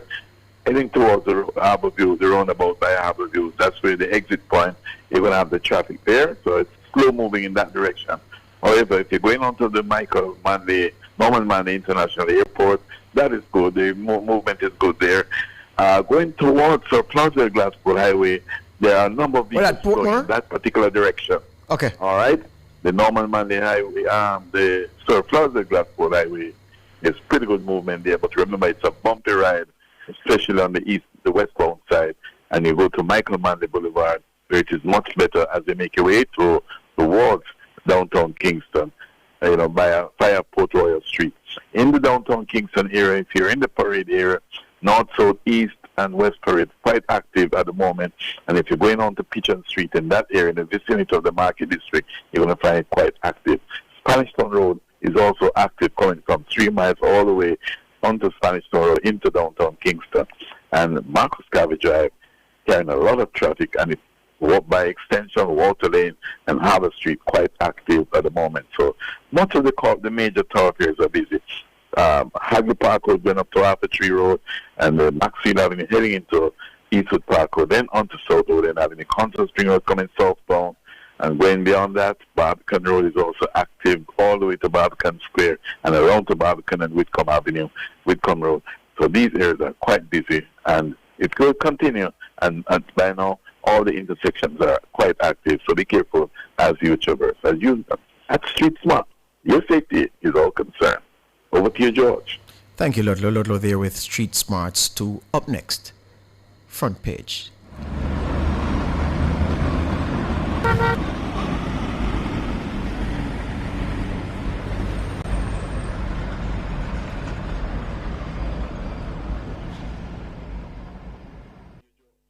Front Page is brought to you today by ABC Electrical Sales, for a better choice in the electrical business.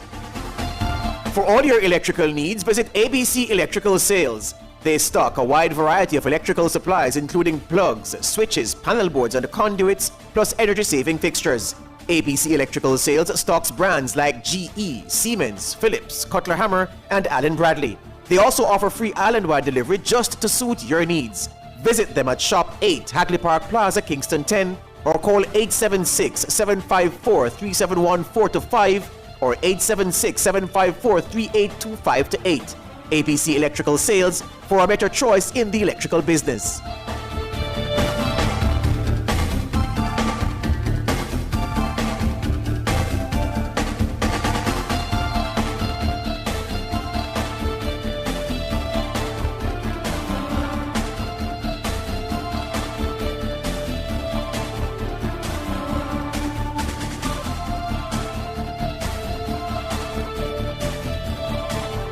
Welcome to Pagina Delantera on this Thursday morning. Just before you go into the substantive matter, Tony, allow me to say good morning and congratulations again to my niece and my nephew at Holland High School. Yeah? Natasha and Nicholas Black. Yeah, they're from the Black family, Holland High in Trelawney, and they had a prominent role at the prize-giving ceremony held recently. And they are two high achievers, you know. And they're high children in many ways in terms of their height. Them tall, you know? Yes. Tall, picnic them, yeah? So Natasha and Nicholas, congratulations to you. And the mommy and daddy, you know, their investment starting to take shape. And we know you won't disappoint. So congratulations again for what you achieved, what you collected at prize giving. And may your hall continue to be rich at events like these. All the best to you. Yeah. Yeah. It's necessary to say that. Well done to both of them. Yeah. Well done. By well the done. way, What grade? Hold on. I said Natasha and Nicholas. You are Natasha's biggest. She's like, she does Good love Tana. morning. Not even me, wow. It's just Tana. Yeah. Just Tana. Love her Tana. Period, Natasha. Bad. Period. So, let me actually come on. Don't worry yourself. Don't worry For sure, yourself. for Let's sure. go. Let's for go. sure. So, on the front page this morning, Prime Minister Dr. Andrew Holness is scheduled to make his contribution to the 2026-27 budget debate at Gordon House today, Thursday. His presentation, titled, or it's under the theme, Building Forward Together from Resilience to Resurgence, comes 4.5 months after Hurricane Melissa devastated sections of the country. State Minister in the Office of the Prime Minister, Senator Abdul Fitz-Henley, says the Prime Minister's contribution will reflect a keen awareness of the challenges facing many Jamaicans. To discuss expectations for Dr. Holness's presentation, we're being joined by Managing Director of Strategic Alignment Limited, Robert Winter, and a political commentator, Jermaine Barrett. Good morning to both of you. Good morning, Donna. Good morning, George. Good morning, Jermaine. Hi, how are you? Good. Morning. Thank you so much for joining us here on Nationwide this morning. Let's begin with you, Jermaine. Talk to us about the tone that you expect the Prime Minister to set this afternoon when he speaks. Altona, after the opposition leader's presentation on Tuesday, the Prime Minister has to come very strong. The opposition leader did not sort of spare any kind of effort in really delivering some very strong jabs at the Prime Minister. It comes to mind right now the characterization of the opposition leader of the Prime Minister's stance regarding his pay package has been deceptive and disingenuous, quite frankly corrupt. Those are very strong sort of framing of what the Prime Minister has done, and this is not a sort of characterization of the Prime Minister's policy decisions or so. It is the very integrity of the Prime Minister that was brought under attack, and the Prime Minister now has to respond strongly and forcefully. So I expect a strong response from the Prime Minister. We know the Prime Minister is a powerful orator. We know he has a very good competence in delivering both content and substance, and I expect that he's going to deliver what is going to be, quite frankly, one of his best budget presentations. Of course, there will necessarily have to be a response to a lot of the suggestions, the alternatives posited by the opposition leader and the spokesperson on finance. There's going to be, as always is the case, some kind of framing of those suggestions as being not feasible and unwise. And of course, you're going to get the usual jabs at the opposition as being disingenuous, and looking at their time at the wicket. Although I don't know that that particular aspect of the presentation will land as forcefully as the other parts that I made reference to just now. So again, I'm looking forward to the presentation. I think it's definitely something that is going to be very healthy for the democracy at large. And for you, Robert Windsor, also expect the Prime Minister to address that matter of the salary increase? I wouldn't spend too much time on it, We have a budget of $1.4 trillion. His salary package difference is only about $15 million. While there is some reference to character, I think we need to speak about the bigger picture. How is the country going to benefit from the $1.4 trillion budget? We have historically only received about 40 or 45% value of taxpayers' money that's collected in taxes. And so that is really, really the bigger picture. And I think he should be statesmanlike. I think he should, it's about time the party and our members stop blaming the past administration, and they had more than 10 years to fix it. So he needs to accept that some things are not going well. He needs to take credit for the reduction in murders, and take credit where credit is due, and he should accept where there are still challenges and how we're going to go after the challenges. All right, so we're going to take a break, gentlemen. When we come back from the break, focus on where he might go in relation to looking out for Jamaicans based on the theme of his presentation, building forward together from resilience to resurgence. We take a break on NTM and we'll be back with more.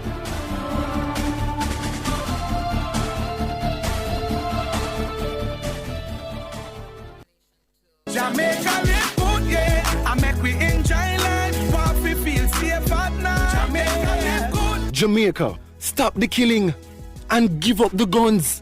Just live good now. The time brought to you by the Ministry of National Security and Peace is 7:30. Upgrade your drive with Hyundai and Scotiabank. 4.99% interest, 0 fees, and 1-year insurance free. Choose from the Hyundai Venue, Palisade, Tucson, or Creta. Visit Kingston or Montego Bay showrooms. The temperature by Hyundai is 26 degrees Celsius in Kingston, 24 degrees Celsius in Montego Bay, 19 degrees Celsius in Mandeville. Jamaica Post is committed to being your preferred logistics partner. Enjoy the convenience of 3 to 5 days for international shipments at competitive rates and next business day delivery for local packages. Take advantage of our fast, reliable and ever-evolving services. Zip Mail, Click and Ship, Fast Track, EMS, Parcel Service, Registered Mail, Corporate Mail Service, and Private Letterbox. Access customer service support and track packages online. Visit our post offices island-wide and premium service centers at select locations. For more information, go to jamaicapost.gov.jm. Conditions apply.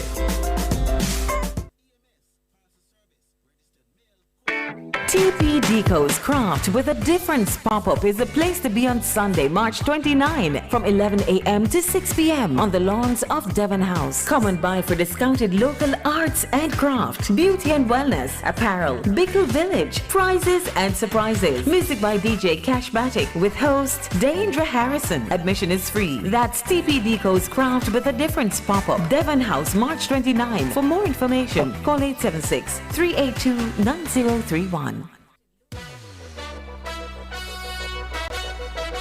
Over a month ago, we invited you to be a part of something special, something different. And you know what? Over 500 of you said, all right, we're in. That means over 500 of you decided to move from just being a listener to being a part of the family. The Nationwide Family Club isn't just an idea anymore. It's real, it's growing, and it feels good. And because family looks out for family, for the entire month of March, we're doing something extra. Every single week, one family club member will win a $25,000 supermarket voucher. That's 4 winners, 4 weeks, 4 real chances. Because when you stick with us, we believe you should feel it. Loyalty shouldn't be just be appreciated, it should feel rewarded. The Nationwide Family Club is where you, our listeners, come closer. Not just hearing the stories, but seeing how they're made. Not just listening to the voices, but connecting with the people behind them. In the Family Club, you get early access to documentaries, exclusive content on air, member-only conversations, birthday shout-outs, breaking news alerts, and depending on your tier, studio experiences and private live streams. That's not just regular radio. That's family access. This isn't just a subscription. It's connection. It's community. It's saying, I support what you do, and I want to be closer to it. More content, more interactions, more behind the scenes, and no, more chances to win. And if you've been watching from the sidelines, we've been saving a seat for you. Join today. Be a part of the first 1,000 family members. And this March, you could be one of 4 people walking away with a $25,000 supermarket voucher. Go to patreon.com/Nationwide News Network, the Nationwide Family Club, closer than radio, stronger than ever, and growing with you, our family.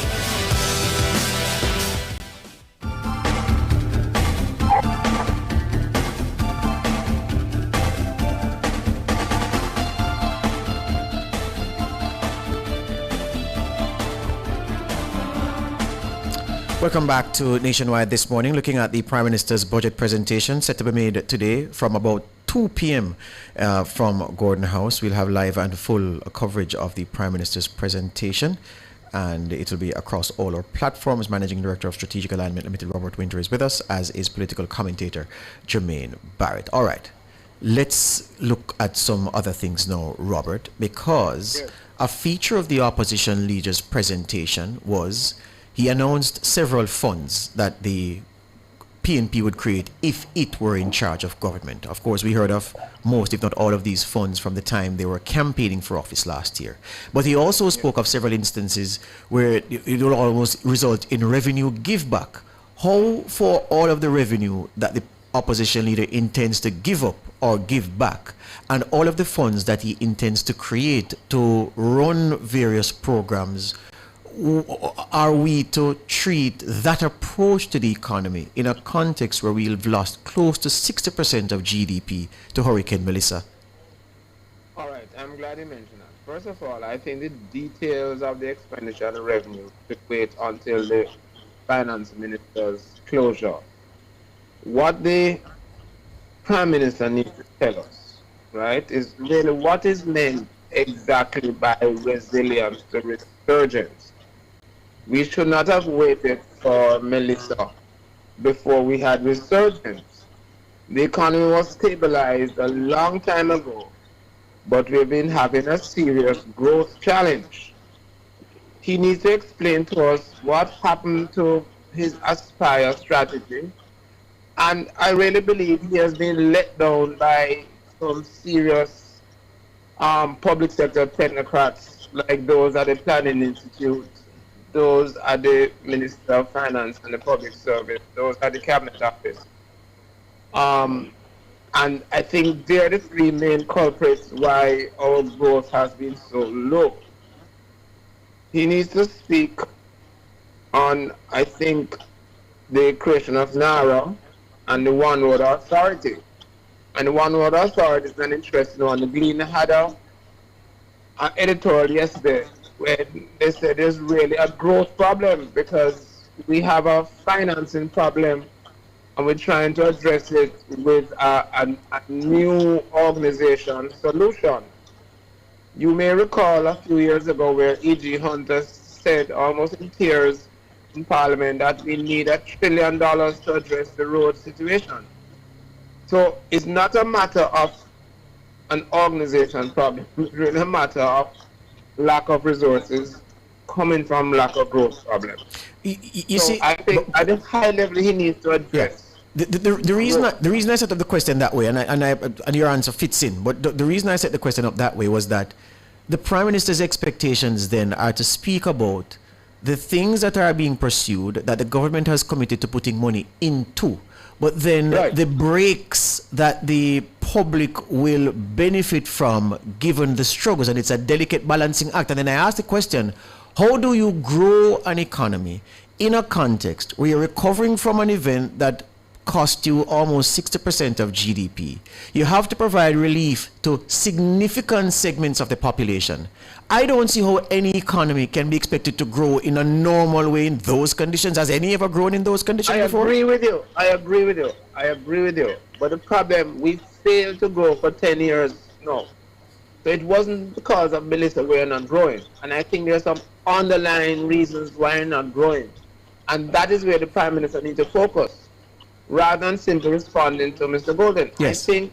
I think in terms of that part, leave that to the Finance Minister to respond to, but he needs to step above the fray now and look at a high-level strategic. How are we going to grow the economy, where we have actually failed for the last 10 years? If you look at the list of the OECD's top performing countries, that's the Organization for Economic Cooperation and Development, and the strong growers in the world over the past 10 years. None of those countries have struggled with the pandemic as we did. That's one. None of those countries. Hold on. Everybody struggles with the pandemic. Robert, the base that we were coming from relative to the base that the Luxembourg and Liechtensteins and Hong Kongs and Singapores is different. But hold on. Make the point. Right, good.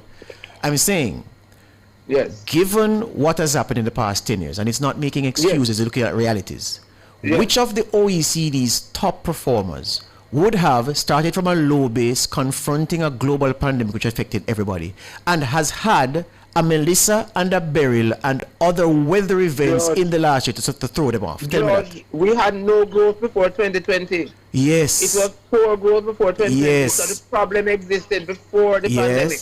But hold on, Robert. There's no growth plan. Hold on, Robert. You and I are not disagreeing. We're trying to put it in context. So hold on, man. You're making excuses, George. Then if I was making excuses, I would tell you, Robert. If I was making excuses, I would tell you. I'm saying, every government in this country since 1962 has had the problem of undertaking an economic program and the program being affected by some weather event or some political event, some political flight of fancy. George, I disagree. How is that How is that no? Where have you been since 1962? George. Yes. In the late 60s when share was in and we had 7% for about 5 years. Robert, that was a hangover from colonial days, 62 when the thing was turned over to us. What are you talking about? The latter part of the 80s we grew 30% in the last 5 years. And it's recorded as an anomaly, yes? And that's the golden period, the late 60s and the late 80s. What I'm saying, George, if we don't have a growth plan, how do you expect to have growth? And I'm saying if you have a growth plan and then you said there are certain things that are affecting that I can understand. But there's no growth plan. But I'm saying to you, alongside no growth plan, and because I'm framing the questions the way I am, you think I'm making excuses. I'm not, because you and I are really not agreeing. I'm saying to you, with no growth plan, there's no argument about that. That's a fact. Right. And but Robert, hold on, man. With no growth plan and an economy that constantly gets hit by these events and changes to U.S. policy, I'm saying to you, you are Robert, hold on, man. Let me make the point and you respond now. When you respond, I'm not going to interrupt you. I'm saying, in the context of no growth plan, and we are agreeing that the growth plans have been lacking over time. But even so, where the economy is heading in a particular direction, and given the fragility of Jamaica's economy to the headwinds here and outside the region, is it fair to compare what we've done since 62 under both PNP and JLP governments to what other countries who don't have the vulnerabilities and fragilities that we do have recorded in terms of growth? Answer that now. You go on interrupt you. This problem started from 1991. We haven't grown. We grew 3% since 1991 in the last 30 years. It's not just about the last 10 years, but in the last 30 years. But we haven't had a growth plan since 2010, and the 2010 growth plan didn't work. So growth plans take all these conditions into consideration. How do we mitigate these external shocks? in order to grow. If we had a We growth, don't have that. if we had a growth plan, how would it put us in a better position now, post Melissa, than if we than that? It would. How? It Tell would me. put a better plan, George. And the fact is, the Prime Minister, to his credit, because his technocrats have failed to come up with one, came up with one himself, Yeah. Aspire. Yeah. But because his technocrats have not given it legs, it has not worked. So tell me now. He needs to hold his technocrats to account. So tell me now. To support what he has done. So tell me now, the bureaucracy that every prime minister I've known in my life complains about every year, that still is here today. What must Holness announce today to remove that bureaucracy to clear the way? He's going to implement the R in Aspire, which is about fixing the bureaucracy. George, if you recall, 2 years ago, the Prime Minister said that his salary package is based on is two parts. One, he'd give more money, and two, he'd put in a performance and accountability framework. He has not put in that accountability framework and performance yet. So we have given all this additional salary to not just politicians, but the permanent secretary and others. Yeah. And we haven't extracted any value out of that additional thing. That's right. But Robert, I'm talking. I'm interested in the whole, Robert. So I don't want you to tell me. Hold on, Robert. Hold on, Robert. I don't want you to tell me that he needs to fix the bureaucracy, because everybody has been saying that. The how is what has been failing us. It's the same way that you say there's been no plan. What's that plan? What do you want to hear about fixing the bureaucracy? Is probably to change the people at PIOJ who have not done any planning. Any growth planning, and part of growth planning will be an upheaval of the public of key components of the public sector. No, you're talking. Go ahead. Once you fix PIOJ, the Ministry of Finance and the Public Service, and the Cabinet Office, once you fix those three, but you need tough decisions to do it, and I think the Prime Minister has. Is it new people or new thinking? Both. Both. All right. Because as Romans 2 says, you transform by the renewing of your mind. You don't need additional resources to transform. It's by the renewing of your mind. Yeah. And we need that there. Yeah. We need that over education. We need that over health, because those two areas are also underperforming. And the Prime Minister needs to really address some of these high-level strategic things, as opposed to the low-level salary and all that. So in your bag this morning, new technocrats, because those we've had and who have been serving us have not been giving us the new thinking that will put us on the growth path, is what you're saying. I totally agree. All right. You know that Mr. Leachin said the reason why Ivan Board didn't work was because of the public. Was because at the time the senior technocrats were resistant to the changes that were necessary, and it was a problem. Yeah, Jermaine Barrett, let me hear you on this issue of the bureaucracy, because every day we talk about it. We cost procurement, and I keep saying, Jermaine, we pretend as if aliens came and imposed the procurement rules on us that we curse about every day. We impose them. We have the power to change them. They've not been changed, and that's just part of the crippling nature of the bureaucracy that has held us back. What must the Prime Minister say today decisively to take us in the path to clear this and to take us on the path to growth that Robert has been articulating? Well, George, it is clear that there is a growth plan, and we've had growth plans multiple times over. As far as the growth plan, the Prime Minister's economic policy statement outlined a powerful growth plan. We've had Spark. We've had a revolutionary plan to develop healthcare. We've had the Patterson report for education. Every single facet of the economy, there is a plan. We've had a plan to resolve crime that thankfully has come about. Energy is the area that I think there needs to be a plan, quite frankly. But for the vast majority of the economy, planning is in existence. The problem is, as you outlined, and my colleague has outlined, the public bureaucracy, and importantly and critically as well, the vulnerability of the society to weather events, right? I mean, coming into the new administration, one was hopeful that yes, we're going to see a sharp increase in the development of the economy, and growth would likely come about because of the plan. Alas, many of those plans have been shafted or cast aside, and you appreciate now that the Prime Minister and other members of the cabinet have been pointing fingers at the public bureaucracy for some time now. But that even is frustrating, because the fact is the Prime Minister has enormous powers to change, to upend, to radically shift the system such that we get better results. It is frustrating to note that every single year, vast quantities of the capital budget are sent back, remain unspent. Yes, you can't achieve growth unless you have mechanisms that can absorb and present capacity to spend, right? So that needs to be fixed, yes. And it is now time we stop talking and doing a lot more. So we need a Prime Minister that is militant, that is aggressive, that is going to crack some eggs. So that's what you want to hear today? Results, yes. Nothing else will suffice. George, I'd like Jeremy to send the growth plan, because I haven't seen one. It's amazing that Jermaine had seen these plans that nobody else has seen. But I'd love to find this. But Aspire is the growth plan. The economic policy statement is the growth plan. Aspire has no legs, sir. No. It is a plan. The problem is it's not a plan. The plan. It's an idea. The problem is a plan is simply an idea in a raft of prescriptions. The plan is now needing to be implemented, and of course the plan has. Hold on, Jermaine. Let Robert respond. Robert, go ahead, and then you're going to allow Jermaine to respond. Robert, go ahead.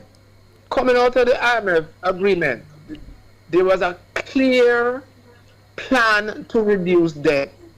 Both administrations implemented it. We had support, and we tracked it all along, and it resulted in the reduction of debt. There was no similar plan for growth. That's the difference between the two now. Both were expected out of the IMF agreement in 2030. Yeah. One worked and one didn't. And simply because we had a clear plan for one and no plan for the other. Pause now, Robert. Robert, pause. Let Jermaine respond. Jermaine? So I enumerated a short while ago a number of areas in which the government is trying to radically achieve growth. You talk about SPARK, you talk about education reform, you talk about NHT. Robert, allow him. You talk about heart and radically transforming heart to become more of a facility that better absorbs and trains and upskills the citizenry. You talk about almost every single aspect of the economy. Compare what is planned with what existed before. These are radical shifts towards improving the society and achieving growth. All right. The problem is one, as you pointed out, and I think it's to a lesser extent the public bureaucracy, but more importantly the fact that we've been hit by cataclysmic weather event that has upended the plan. So Robert, if I'm hearing Jermaine right, he's saying that a composite of approaches in different areas represent the government's plan for growth, and you are saying no. No. A plan should be a clear plan. If you look back to what was Dr. Phillips's debt reduction plan, which Abisha continued, but we have we're in the problem of GDP below 50. Hold on, Jermaine, hold on. Go ahead. That wasn't affected by all the hurricanes we had or by the pandemic, because there was a clear plan and there was clear execution and clear accountability. No such thing as happened for growth. Stick a pin, gentlemen. We have to take a break. Robert, you're a businessman. I have to earn some money. Robert, stick a pin. Jermaine, I have to take a break. I have to get paid. So hold the line. I'll come back soon.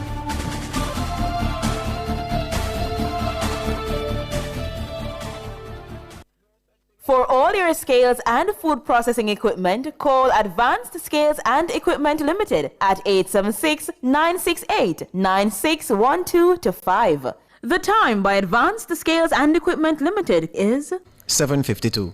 Hawkeye is protecting homes, businesses, and communities with trusted security solutions. The Temperature by Hawkeye, securing what matters most, is 26 degrees Celsius in Kingston, 24 degrees Celsius in Montego Bay, 19 degrees Celsius in Mandeville. To the women who give to everyone else, this International Women's Day, gain the future you deserve with Sagicor. Get protection with Sagicor Life's Total Woman Critical Illness Insurance. 10% off and a gift from Advantage General Ultimate Woman Auto Insurance. Special mortgage and auto loan rates, plus 7,500 credit card bonus points with Sagicor Bank. Lower trading fees with Sagicor Investments. Call 888-SAGICOR to learn more. Conditions apply.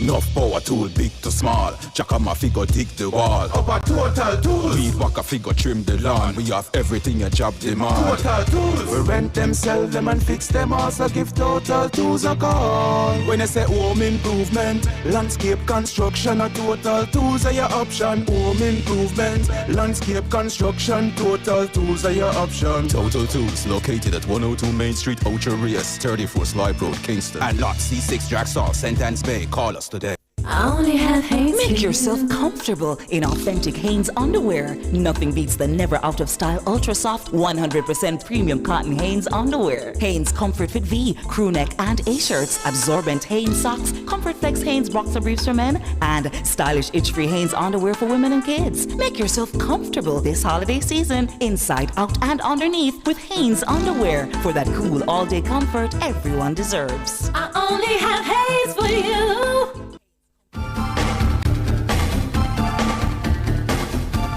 Welcome back to the program. Jermaine Barrett and Robert Winter are having a lively discussion about what the Prime Minister needs to speak about today. Both men are agreed that the focus must be on growth and how we're going to get there. They are disagreed on the concept and reality of a growth plan. Robert Winter says there is none, given him aligning a plan to the technical agreements that the PNP administration pursued under Simpson Miller with Peter Phillips at the helm of the Finance Ministry to reduce debt, and how that plan was still followed by the successive administration under Holness, Audley Shaw first, and then Nigel Clark to get us to this point. He said that was a plan. Jermaine Barrett is saying, well, there are approaches across various ministries which represents a composite of approaches. And I don't think at the heart both men are disagreeing. It's a technical definition of a plan. Robert is saying you can't show me the document to say this is the plan. And Jermaine says, well, if you look here and there and there and there, you'll see aspects of what is being pursued, and that is the plan. We've been asked to facilitate an intervention by a spokesman for the government this morning, Marlon Morgan. Marlon, what do you want to add to the discussion, as both men are saying the Prime Minister must talk about the path to growth this afternoon? Hi, good morning, George. Let me say good morning to the guests you have on the program, and indeed your listeners. I just want to make the point very quickly that while everyone is entitled to their own opinion, we do conversations, George, such as this grave disservice when we do not situate context in the discussion and, of course, consider the objective factors and realities before us. Jermaine Barrett, to his credit, was seeking to enumerate and contextualize much of what is really happening in the Jamaican economy. And just quickly, I want to say this. Growth is not a linear phenomenon in the way debt management or debt reduction is. So as we saw, indeed, as Robert is underscoring, you can articulate and trot out steps and actions that will get you debt reduction. Growth, as you can appreciate, gentlemen, is not quite a similar proposition, because it is susceptible to a number of exogenous shocks, as we have seen. So just to be very clear, the platform, gentlemen, for growth is the maintenance and consolidation of macroeconomic stability. The government has done that. How you press on from there now is to unlock certain critical levers, which the government is doing, and I will use 30 seconds or so to enumerate some of them. Jamaica has to enhance production. We speak primarily of agriculture in this regard. More hectares are being brought into production in terms of Jamaica's arable land. That is why Nationwide was able to go down on an outright broadcast at Parnassus, places like Essex Valley, and not just arable land, but irrigated arable land, gentlemen. That box is being checked by the administration. When you consider the finance minister's speech, you saw great care and focused attention on the business of MSME support, because the government recognizes, gentlemen, that unlocking the potential of of small businesses, primarily by facilitating more capital coming their way and patient money. So when we speak of capital, it's not just rapacious and onerous loans from banks, but importantly, patient capital, which is equity financing by way of pension funds, insurance companies, and so on. Those things, that box, gentlemen, is being checked by the administration. Also, you consider the executive level, an efficiency minister has been minted, a speed task force has been set up, and the government has this vexing issue of procurement and bureaucracy in sharp focus, much of which the Prime Minister will be addressing in greater detail this afternoon when he takes to his feet in Garden House, and treating with this issue of housing as well, because those are some of the vexed issues in the conversation at present, and the Prime Minister will be presenting a roadmap for Jamaica's recovery post Hurricane Melissa. All right. I thank you for that intervention. I have a minute left. Let me give Jermaine a few seconds and then give Robert the remainder. Jermaine? I think it's more than about procurement, and I welcome the intervention of Senator Morgan. It's also about fixing the blundering and the ineptness of the public bureaucracy. You talk about the South Coast Improvement Highway. That was such a sore point. Talk about Morant Center with respect to the fact that key utilities are not in place. They talk about Cornwall Regional Hospital, which have been languishing for what feels like decades now. All of these massive developments are just so painfully, ineptly slow. And I think that's a part of what the Prime Minister also needs to address beyond the procurement issues. Yeah. It's about also fixing the system such that we get greater efficiencies and ultimately greater production. Hear you on that. Robert, the 20 seconds for you. All right, first of all, Mr. Morgan has gone completely against Mr. Holness's Aspire program. Nothing that he said adhere to what Mr. Holness said. And what I must be clear on that is not true, sir. That is not true. A 2% growth plan and a 5% growth plans are two different growth plans. And there seems to be a misunderstanding between a plan to run the government and the country and to grow the country. There are two different plans. And what I'm hearing from both Jermaine and from Marlon is about the plan to run the country, and that's fine. But it's just a misunderstanding of what strategic planning is really about. And I'm hearing it loud and clear this morning from both of them. All right, gentlemen, we don't have any time, so no time for any rebuttals. No time for any rebuttals. Senator Morgan, thank you. Robert Winter, thank you. Jermaine Barrett, thank you. Call me anytime. You can give Marlon my number. Yes. All right, gentlemen, take it offline. That's Pahina Delantera, front page. Front Page was brought to you today by ABC Electrical Sales. For a better choice in the electrical business. You're listening to Nationwide 90 FM. The time is 8:01. From the mountainside to seaside, countryside to townside, inside and outside, it's across Jamaica this morning.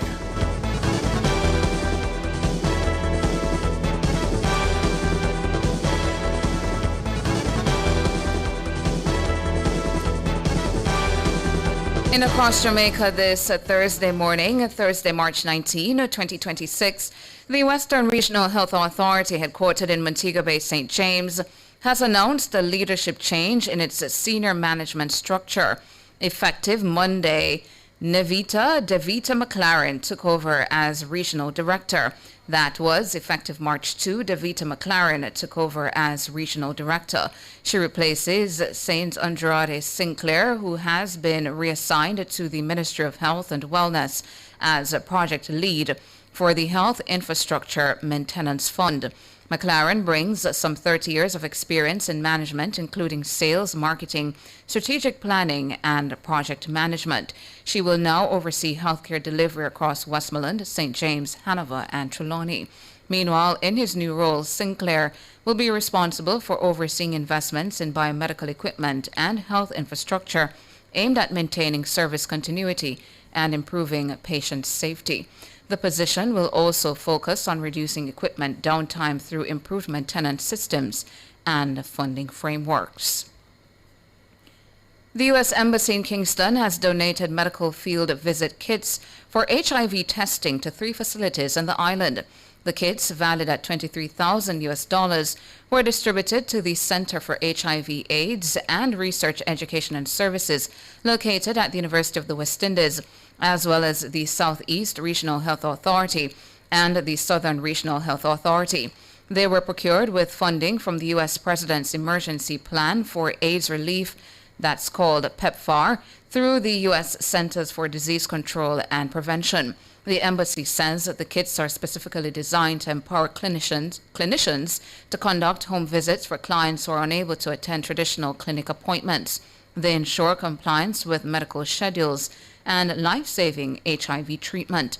The embassy says the United States government, through PEPFAR and CDC, maintains a robust partnership with the government of Jamaica to strengthen the nation's public health infrastructure. This multi-layered investment ensures resilient systems capable of preventing, detecting, and responding to health threats. Since 2018, PEPFAR has invested approximately $72 million in Jamaica, strategically advancing key efforts in the HIV arena. The CDC has provided roughly $7.6 million to the program since 2020. And that's it for Across Jamaica.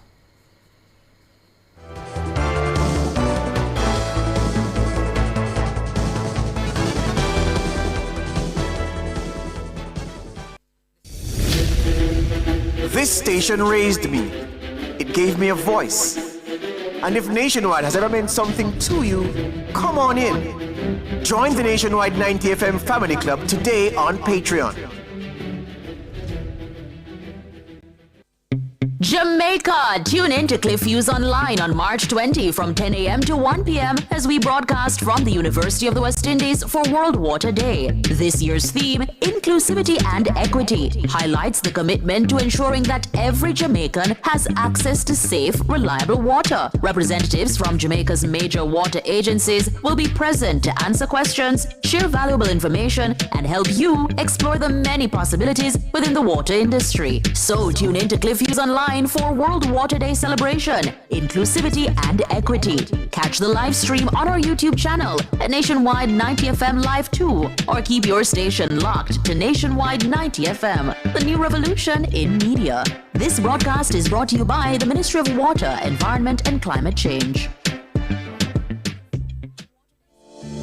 Attention all data protection enthusiasts. Tune in to Nationwide 90 FM every Tuesday at 8:20 a.m. and Thursday at 8:25 a.m. for a new program, Data Protection Matters. Starting June 4, 2024, join us as we delve into crucial topics that will keep you informed and compliant. Data Protection Matters is hosted by Chuck Cameron, founder of Design Privacy, your trusted partner in data protection. Don't miss out. That's every Tuesday morning at 8:20 and every Thursday at 8:25 a.m. Stay protected, stay informed with Nationwide 90 FM and Design Privacy. Building Blocks is brought to you by the Contractor Center, providing solutions to everyday challenges.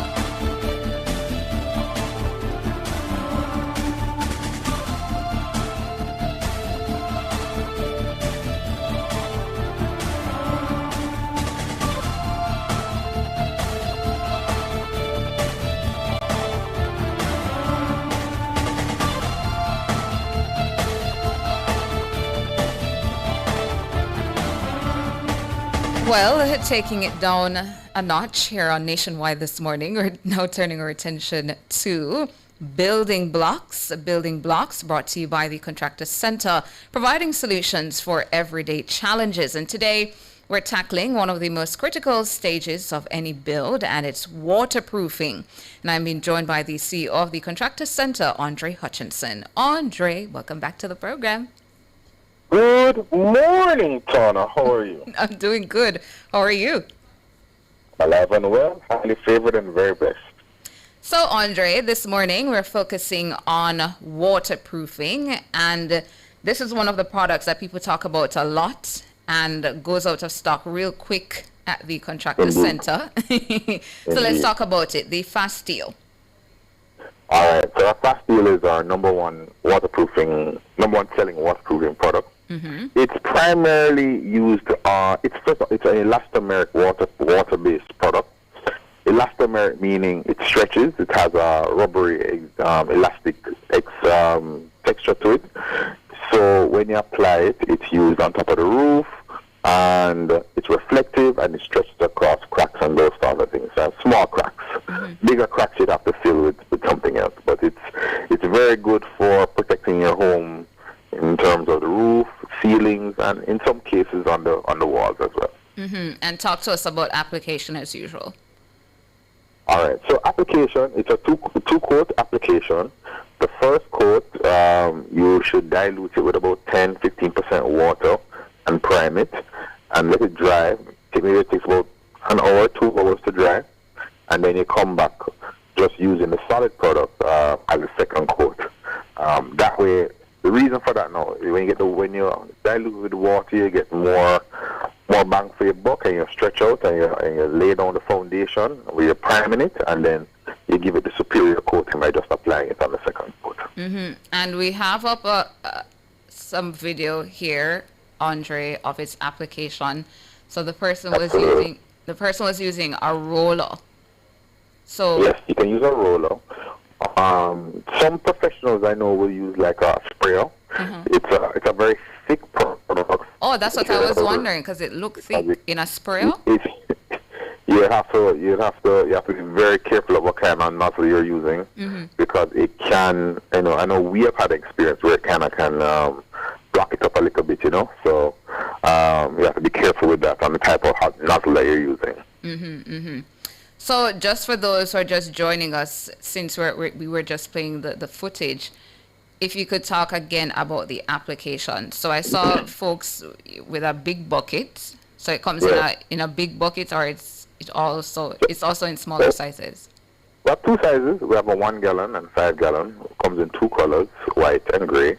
The white is better for reflecting the heat off your roof. So you'll get a little bit more assistance in that in terms of reflectivity. We generally apply it using a roller. That's the best result that we've gotten thus far. But we've also tried with a sprayer. Generally, the prime with the sprayer is probably the best way to go, where you're adding the water and then roll for the second coat.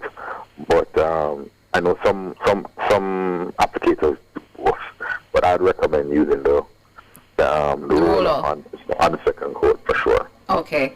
And is it only for roofs, or we can use it on other material? Roof, ceiling, and in some cases wall. The drawback to the Fasteel is that you can't go on top of it. So if you're using it on your wall, you'd have to be a final coating, right? You can't really paint on top of it or anything like that. Nothing sticks to it, which is one of the advantages, but in some cases it can be a con as well. Oh, I get that. So, I mean, it's white, it's gray. White and gray, So we have some use that on your wall, color. it looks fine. Yeah, absolutely. I mean, we have some clients who want waterproofing, but they want to entertain on their roof as well. All right. So in those cases, we generally recommend our Imperfast, which is in the same family.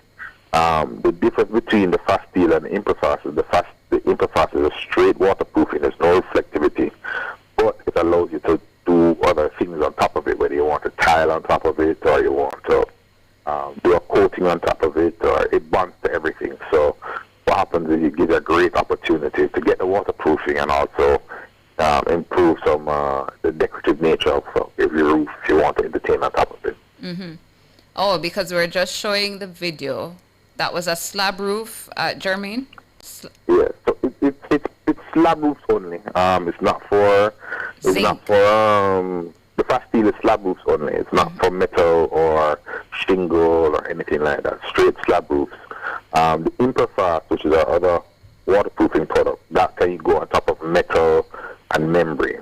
So we do have a lot of flexibility at the contractor center. You know, we're always open to whatever questions and concerns that people are facing, and we're happily try to solve them for our community.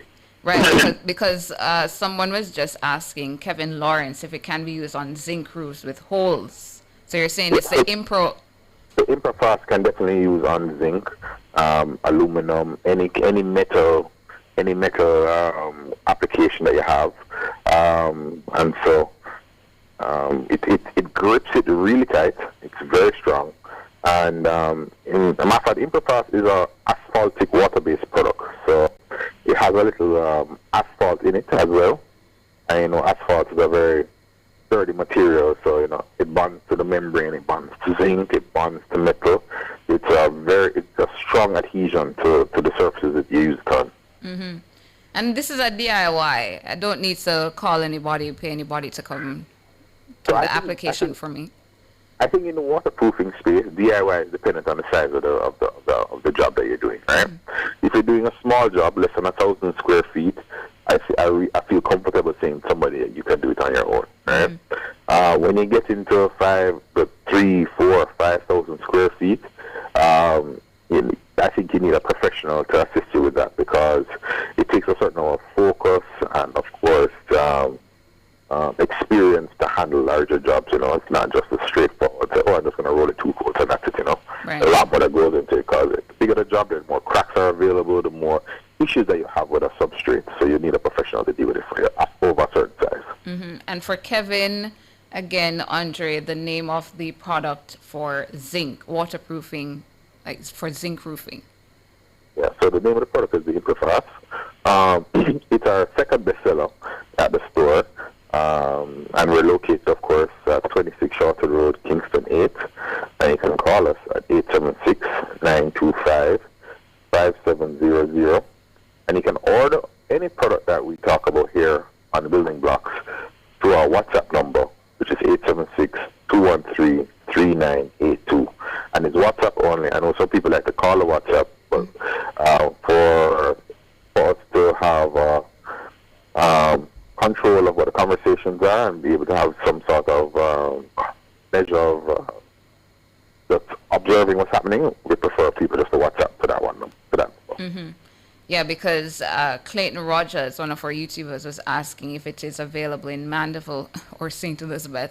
So for you, Clayton, you can order, and the contractor center delivers island-wide. Yeah, so we have 2 different delivery options. I mean, we use zip mail for the smaller items, and for the big items, we're using Oxford Express. So one way or the other, we can get it to you. And Geneva is asking the cost. Okay, so the cost of the Fasteel, 1 gallon is 7,000. The 5 gallon is 30,000. The ImproFast is a little more cost effective, but you don't get as much square footage. The ImproFast, you get it's 6,350 for the 1 gallon, and 26,500 for the 5 gallon. The ImproFast will get you about 120 to 130 square feet per gallon. The Fasteel will get you closer to 300 square feet per gallon. And for those who've missed the application this morning, we did show 2 videos. Where else can they go to see the application of the Fasteel as well as the ImproFast and specs? We have tons of videos on our YouTube page. Everything that we discuss is on our YouTube page, and that's at the Contractor Center handle. And of course, the smaller clips, shorter clips, highlights are on our TikTok page. And we have organized our TikTok page where at the top of it you have the name of the product, and you can see the actual full video part by part on our profile. So on our TikTok and our YouTube page, you can find a full demo of all the products that we talk about here.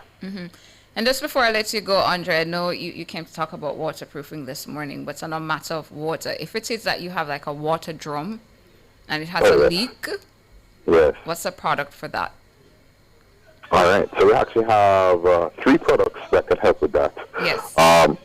For our metal, we have the ImproFast leak stopper. where it comes in like a putty, and you use like a mesh, and you're able to fill any hole in metal. If you have a concrete tank, we have our CareFix, where you can plug a hole even if water is running out of it. All right? It sets in about 30 seconds. So it plugs anything, and it's plugged permanently. And then once you accomplish those two things, we have our product, our HS100, which is our epoxy that we use inside tanks, whether in metal or concrete, which is for potable water or drinking water, where you can seal on the inside and be able to drink or receive water from that tank comfortably. And a final one here, Geneva is asking, if the roof already has the coating that's melted on, can I still use it? No. If it's melted on, meaning like using like tar or something, absolutely not. That's something that, unfortunately, our products won't bond to that. You'll have to scrape it all off completely. But if you want more information, Geneva, and for Kevin, you can definitely reach out to the Contractor Center in relation to these two products, the Fast Steel and the Improfast. Anything you want to add, Andre, before we let you go? I just want to say thank you to our Nationwide family. We get a lot of calls after the programs, and we want to thank everybody for listening and supporting us. And we look forward to serving you and being on Nationwide for years to come. Awesome. Thank you so much, Andre, CEO of the Contractor Center, Andre Hutchinson, in the Building Blocks segment. Thank you, Andre. All right, thank you, Tana. Take care. Take care. Going to take a break and come back with more.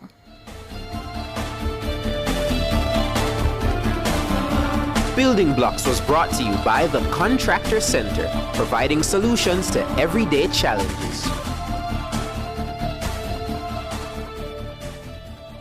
You're listening to Nationwide 90 FM. The time is 8:20. Fontana Pharmacy has a wide variety of items from pharmaceuticals, household, cosmetics, toys, and more. The temperature by Fontana Pharmacy, it's all good inside, is 27 degrees Celsius in capital city Kingston, 25 out west in Montego Bay, and in Mandeville, 20 degrees Celsius. For all your electrical needs, visit ABC Electrical Sales. They stock a wide variety of electrical supplies, including plugs, switches, panel boards, and conduits, plus energy-saving fixtures. ABC Electrical Sales stocks brands like GE, Siemens, Philips, Cutler Hammer, and Allen Bradley. They also offer free island-wide delivery just to suit your needs. Visit them at Shop 8, Hagley Park Plaza, Kingston 10, or call 876-754-3714-5 or 876-754-3825-8. ABC Electrical Sales, for a better choice in the electrical business. Data Protection Matters is brought to you by Design Privacy. We help you comply and build trust.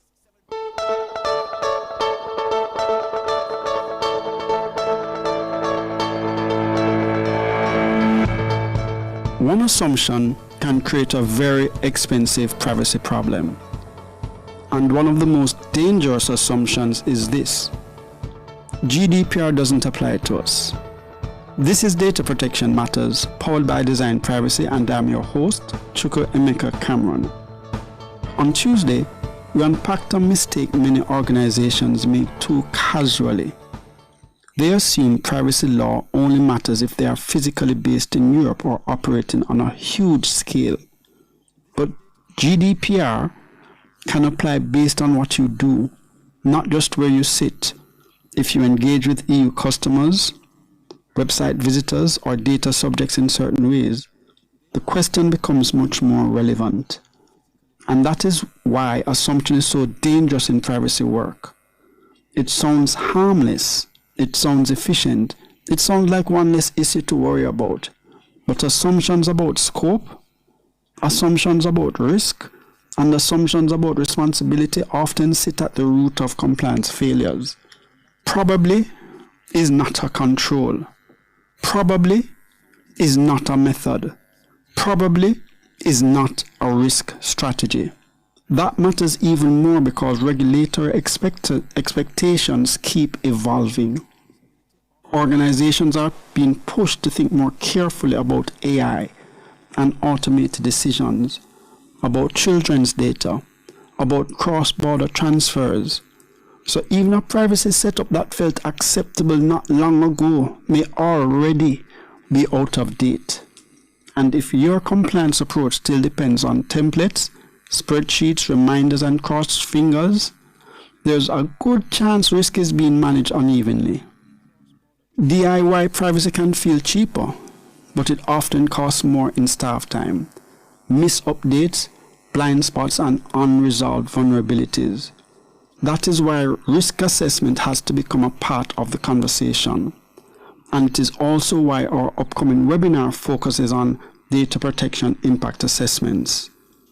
A DPIA is simply a structured way to identify where higher risk data processing could cause problems before those problems grow into incidents, complaints, or regulatory scrutiny. It helps organizations ask better questions earlier. Is this processing high risk? Could it harm individuals?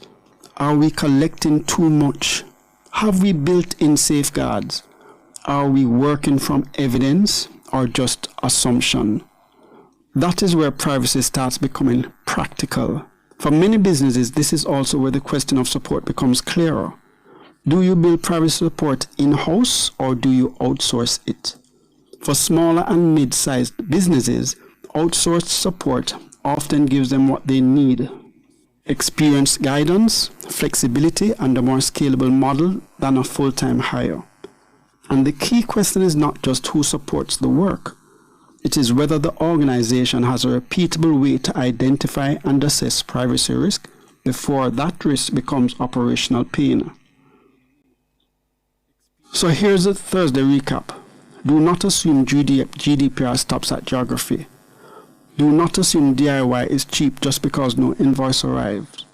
And as I mentioned earlier, one of the best ways to replace assumption with method is to learn how to assess risk properly. That is why our next webinar is called Conducting Effective DPIAs. In this session, we will walk through how to identify high-risk data processing activities, how to conduct DPIs effectively, how DPIs help prevent breaches and penalties, and how to build a repeatable assessment process that supports long compliance. If that is a gap you want to close in your organization, register at designprivacy.io. I'm your host, Chukwuemeka Cameron, and this was Data Protection Matters. Have a great week.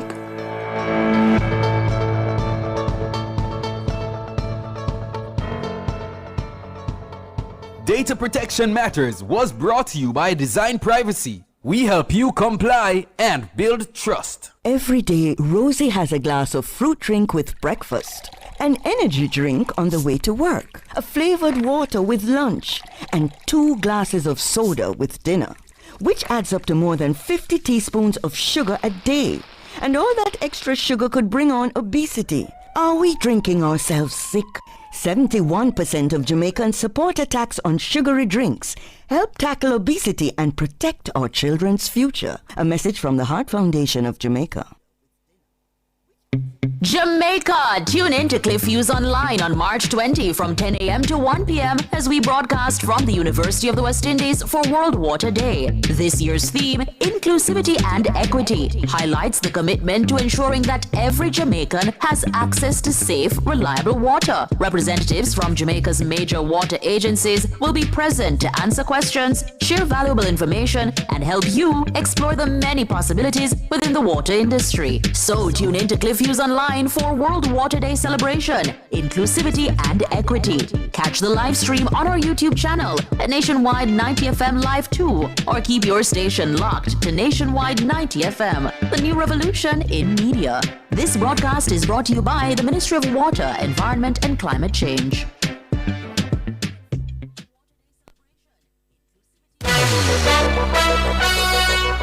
Many of you have been asking one simple question: how do I sign up for the Nationwide Family Club? Let me walk you through it step by step. Step 1. Take out your phone, tablet, or computer. Open the internet. In the address bar, type patreon.com/Nationwide News Network. Step 2, when the page opens, look for the button that says join or become a member.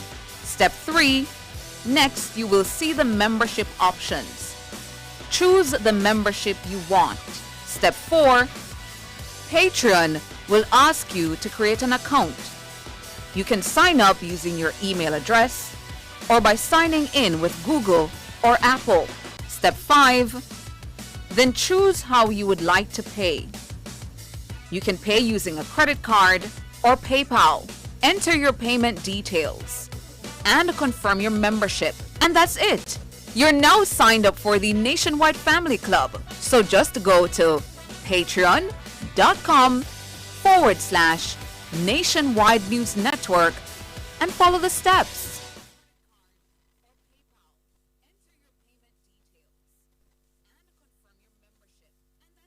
Tax and You is brought to you by the Tax Administration Jamaica, working together to serve you even better.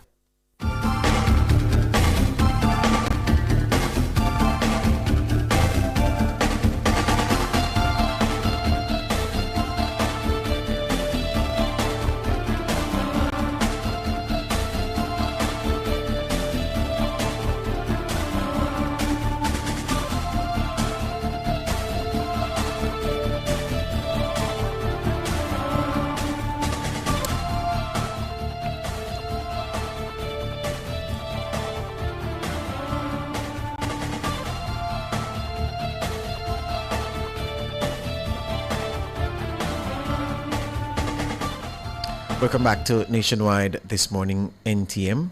It's time for Tax and You.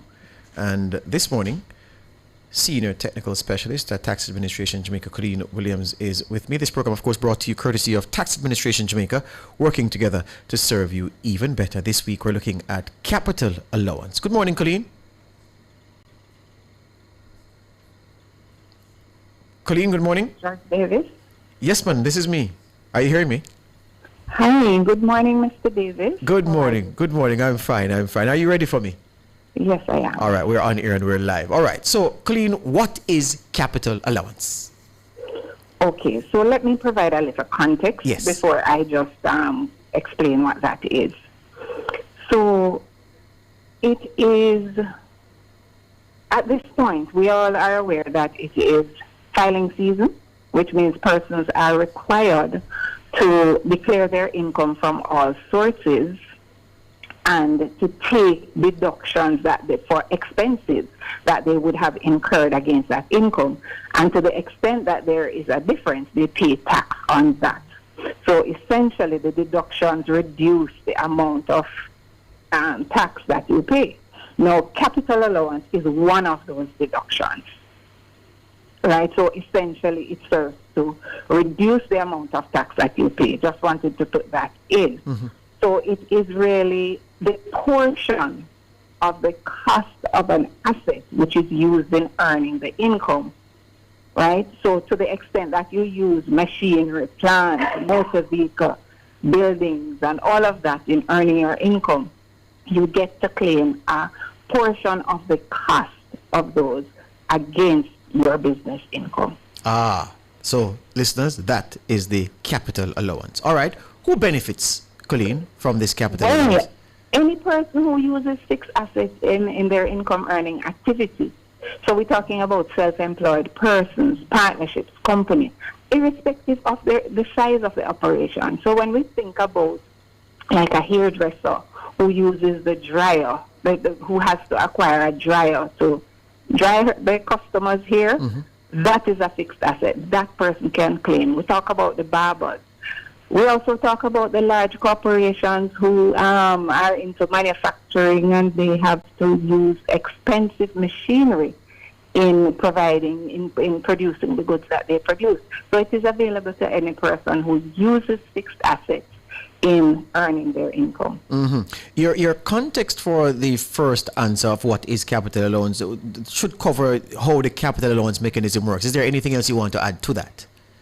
Okay, so essentially, yes, you get to claim a portion of the cost, because when you acquire fixed assets, you don't get to claim the full cost of the asset against your business income. You get to take a portion of the cost over a number of years. Mm-hmm. So, for example, if you are a haulage contractor and you buy a truck for $10 million, each year you get to claim 20% of that over a 5-year period. Mm-hmm. Yes. So recently there have been changes to the capital mechanism. Could you explain this for my listeners? Bring them into the loop. Okay. So what is new? There's a new accelerated capital allowance. And as the name suggests, accelerated. So we have increased. It is a mechanism that allows for the taxpayer to write off the cost of their fixed assets against their income. That's essentially what it is. But so it provides for a higher rate of capital allowance on specified items. So it's not across the board on all assets. Mm-hmm. It is on buildings that are used, and we talk about industrial buildings. So we're talking about like a factory or a hospital or a hotel, those kinds of buildings, or a non-residential building like an office or a commercial building. So to the extent that you would have acquired those. The other thing that is special about the accelerated capital allowance regime is that it is available on assets that would have been acquired within the period January 1, 2025 to December 31st, 2026. So it has, a sunset date. Yes. Right. And those who are keen to learn more, Colleen, where can they go to find more information? Okay, so they can always go to our website, www.jamaicatax.gov.jm, and they will find a wealth of information there. They can also call our tax helpline at 888-829-4357. We're on Instagram, we're on Facebook, we're on LinkedIn, and in addition to that, persons who are interested can send an email to Legal Services Division, one word, Legal Services Division at taj.gov.jm, and we'll be happy to provide, whatever support persons want on this matter. Excellent. Well, thank you for your clarity this morning, Senior Technical Specialist at Tax Administration Jamaica, Colleen Williams. All the best. Have a good day. Thank you very much. Same to you and your listeners. All right. Good. That was Tax and You, brought to you by Tax Administration Jamaica, working together to serve you even better.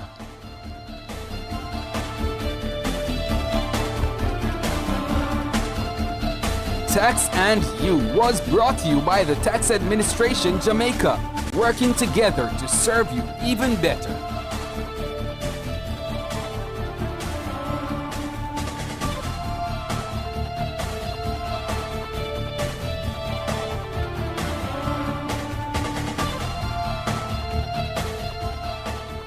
Come into the parlor, there's a welcome there for you. Welcome to the Mayor's Parlor with Desmond McKenzie. From 1 to 6 p.m. every Sunday, you'll now get more of your favorite vintage music.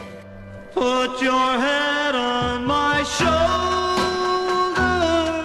Nationwide 90 FM will transform your Sunday into a musical time machine that will take you way back. Come with me. Let's go back in time. This magic moment. Journey into yesteryear with Desmond McKenzie in the Mayor's Parlor. I've got the music to jog your memory and make you smile. Put your sweet lips a little closer to the phone. Sit back, relax, and enjoy the best in vintage music. Come into the Mayor's Parlor every Sunday between 1 and 6 p.m. here on Nationwide 90 FM, a revolution in media.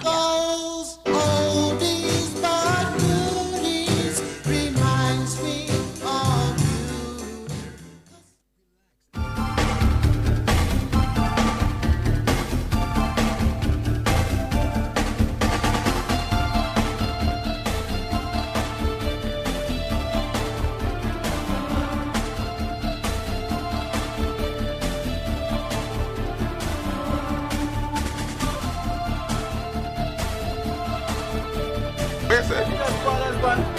Me and Spana. All right, cool. Desmond. Desmond. One Desmond. One Desmond, never two.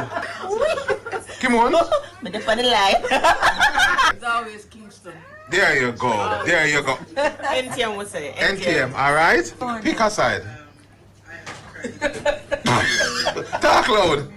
Talk loud so we can hear. No, we don't. This is not for me. Talk loud. You hurt me. Who? Pick a side. Pick a side.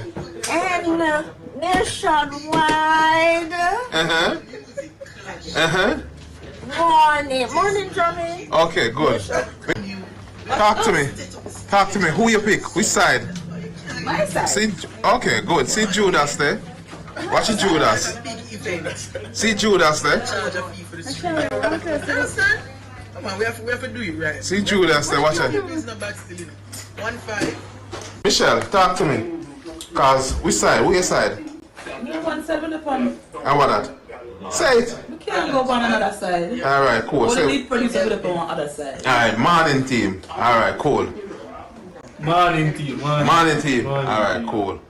No must you can't ask me that. No must you side me the pan. All right, the cool. elder man. Too rude. Pick your side. Sorry, it's Georgia and Tana. All right, there you go. There, you know, don't apologize for greatness. Don't you never ever apologize for greatness. You're going to King George with that one. You're going to charge with it. All right, cool. See Judas there. The camera. Oh, the body worn cameras, yes.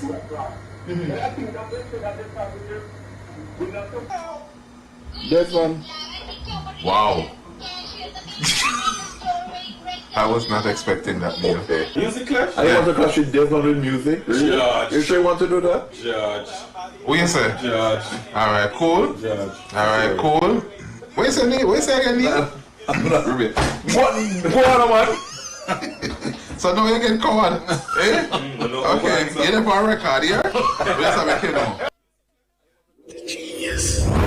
Said them are my friend when them are enemy. No for them I pray and them a penny me.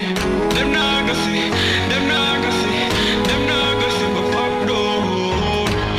It funny how them can pretend to see. No for them I pray, but them nah go see, them nah go see, them nah go see. Me and some boy can't friend again, not friend again. Think them want to murder them. Me and some boy can't friend again, not laughing again. Me no want to see none of them. Me and some boy can't friend again, not friend again. Right now I'm in again. Me and some boy can't friend again, not friend again. Worse me no friend and none of them. Now go hide the truth, me have to talk. I'ma tell them say them never walk the road, them when me walk. Road on me I thought no water for the great park. Me no walk the road, come in the trust to try to walk the talk. Me no pre someone when them a pass them out the park. How it's try leave my lip. Down is the system. Alright.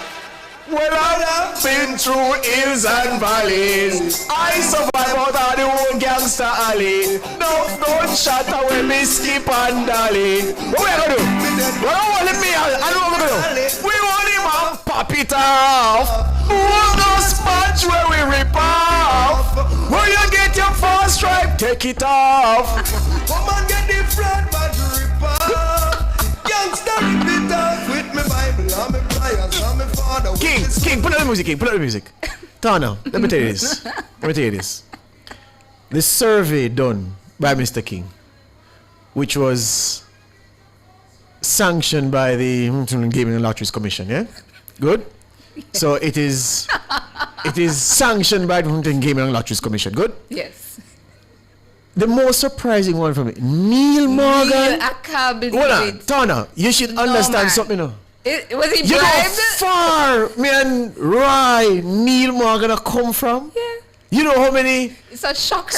You know how many things we have shared over the decades. And this... Neil? Me feel like... shocker, man. You remember when they stop up Julius Caesar? and Mark Anthony Gole? And when Julius Caesar under the wounds, he look and say, all you to Brutus? All you to Etu? That's exactly the Are one you? I can't believe Neil? it. I can't believe it. No, sir. Boy, I feel like Neil betraying me is like a death in the family. I feel away. Neil! No, sir. Me and some boy can't friend again. Play it, King. Can't friend again. Never. Me and some boy can't friend again. No laughing again. Me no want to see none of them. Me and some boy can't friend again. Not friend again. Right now at the end of the day. Me and some boy can't friend again. Not friend again. Worse, me no friend of none of them. Boy, you remember the scene from you watch Game of It's a sad morning. Are you a Game of Thrones fan? You never watch Game of Thrones. There's a scene from Game of Thrones where when they were killing Jon Snow and the Night's Watchmen at Castle Black. And then there's a little boy who was at Castle Black named Ollie. And when the man say Ollie walk come through the crowd with the knife, man say, like, all you to Ollie? Ollie just comes up, that's how I feel. All you to Neil. Play it through again, kid. Some boy can't friend again. Them are my friend when them are enemy. No for them a pray and them a enemy. Hold on. King, put on the music again. Tana, understand, you know. Neil is a man, you know. Neil and me used to go play football every Saturday morning, you know, and his friends became my friends. I invited them into the Nationwide family, you know. We get sponsorship every Saturday morning, you know. Jackie Wong used to give us cases of Red Bull and Gatorade, and I used to organize for Neil's friends to come. We used to go up by Roehampton, and it was a big family. Neil keep things on him, yeah, every birthday. Neil come and, you know, Neil parents know me. Oh, me can walk in a Neil house just so and just go in the kitchen, go anywhere. Is Neil here? Neil! Is Neil here? Yeah. Is Neil here? Calling out Neil this morning. It's funny how them We're calling out Neil this morning. Michelle, can you check the office? Is Neil here? Me and some boy can't friend again. Not friend again. Think them want to murder them. Me and some boy can't friend again. No laughing again. Me no want to see none of them. Me and some boy. Hold on, hear this man. Hold on, no. Make it a message. Hold on, make it a message. Make me read the message. Hold on, no. Hold on, no. It's a democracy. Hold on, no. I get a message now. Hear him now, no. Hear Desmond McKenzie now. Intimidation at the highest level. My God. We are talking about intimidation.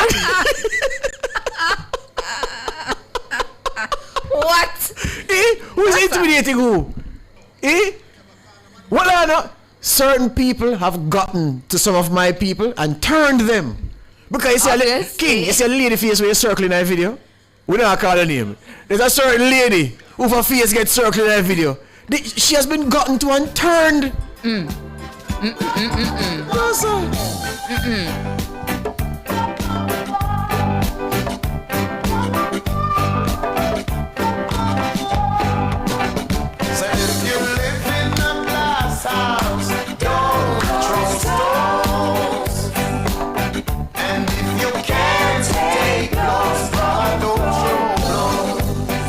Call about it. What are you calling about it?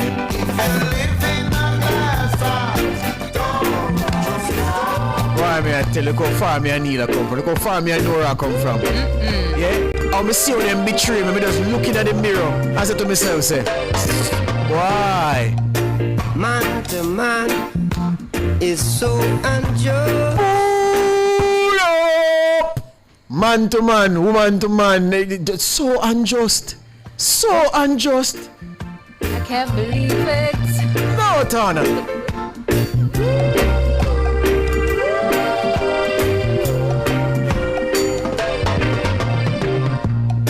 Man to man. Sell me out for rice. Is so unjust. Neil knew him a bag of wire. Children. Sell out Marcus Garvey. You don't know who to trust. There's a bag of wire sell out Marcus Garvey, you know. I Neil that bag of wire your new name, yeah, boy. No, Neil have forgotten something. No, sir. Yeah. Neil. And the man just casually said, you know, Death man. It's alright. Behind them sus upon you. Only your friend know your secret. So we are talking about some people we not call no name. You know why we not call no name? They They know who they are. Why? And who the cap fit. Let them wear it. Who the cap fit. Let them wear it. Oh yeah. But oh yeah. Hey, Mr. Mayor, let me tell you this. May I look you right in your eyes, Mr. Mayor. Let me tell you this. When they tell me you're for boy up in the sky. Yeah. Waiting for me when I die. But between the day you're born and when you die, they never seem to hear even your cry. So as sure as the You can't walk and come with a trailer with a vine in it. You bag a record them. One airplane full of record, Mayor. what's mine, Is it the harder you come up here? harder they come, You gonna tumble down. harder they fall. One and all. You, Simone, Nora, Neil, Diana Buchanan. You think me not see Diana? Yeah, Robbie and Williams. Davey and Cunningham. All out now. Rolling in a one. Oppressors are trying to keep me down, trying to drive me underground. And they think that they have got the battle won.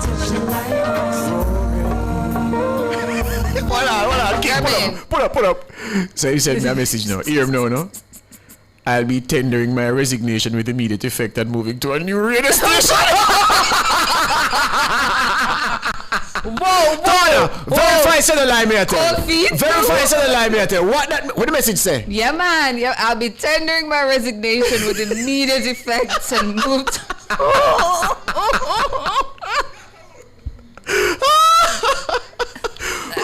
On the selector run, Nora. On the selector run. The week out. He's so humble. Oh, goodness. No, sir. Man say resign. And the first tune to play that warrior. This valley of tests. The first tune to play that warrior and the man say resign. Pauline Nelson says, you send him running. The man run God. JCD says, well, this one, catch him coward. Then he says again, and the party just starts. The party never start. Early juggling. Pauline says, come on, Mayor, face the heat. Early juggling, eh? Face the heat. Say no, it's Sunday, I'll be eating about go out, you know. 1 o'clock, hey, King, 1 o'clock now, gonna have on Sunday, you know. You'll come back with family club and birthdays. Shall prosper, yeah. I tell you, and the science man come.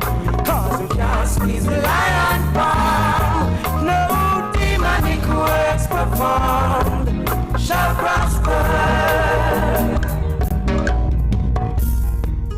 Decorate like a designer with BH Paints. The time brought to you by BH Paints is 8:51.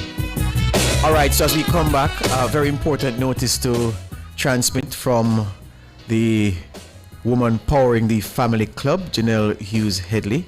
She says that today's focus is to, I'm encouraging you viewers to log on and watch the latest episode of The Point Is. It's an interview I did with Peter Champagny where he breaks down the details surrounding the Julian Silvera matter, the killing of his wife, Melissa Silvera.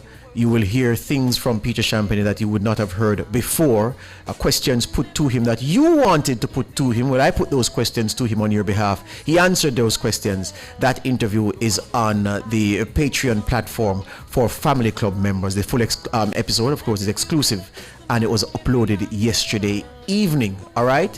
Jermaine, can you navigate to the website? You have time to do that? Maybe not, right? But yeah, so the Family Club is where you can see that interview with Peter Champagny talking about the Melissa Silvera case. And Counsel spent a lot of time, and he was very kind with his time and very thorough in his answers. And a lot of the questions that you wanted asked, I asked them on your behalf, I thought, in the time allowed.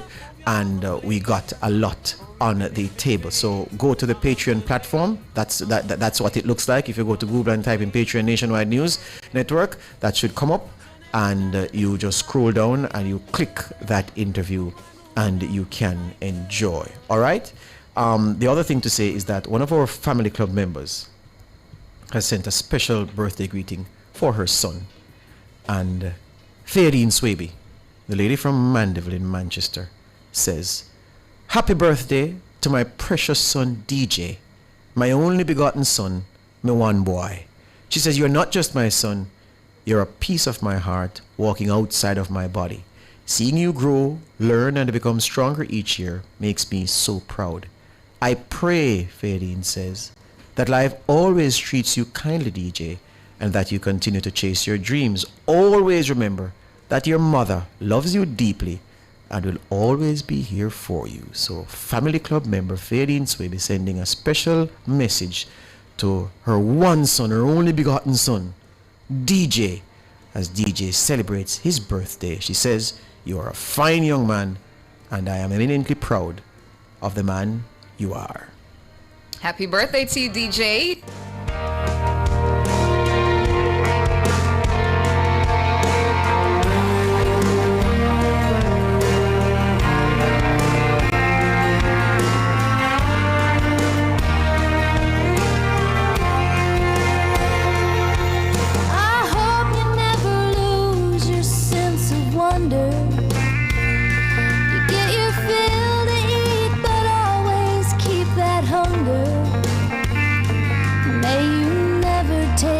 Single breath for granted.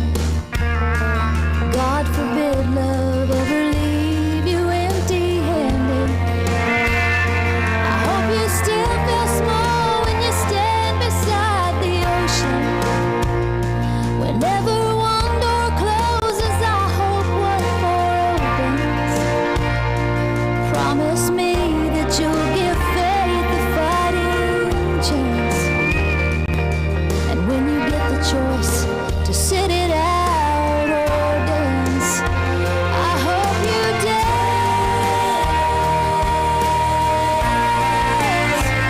I hope you dance.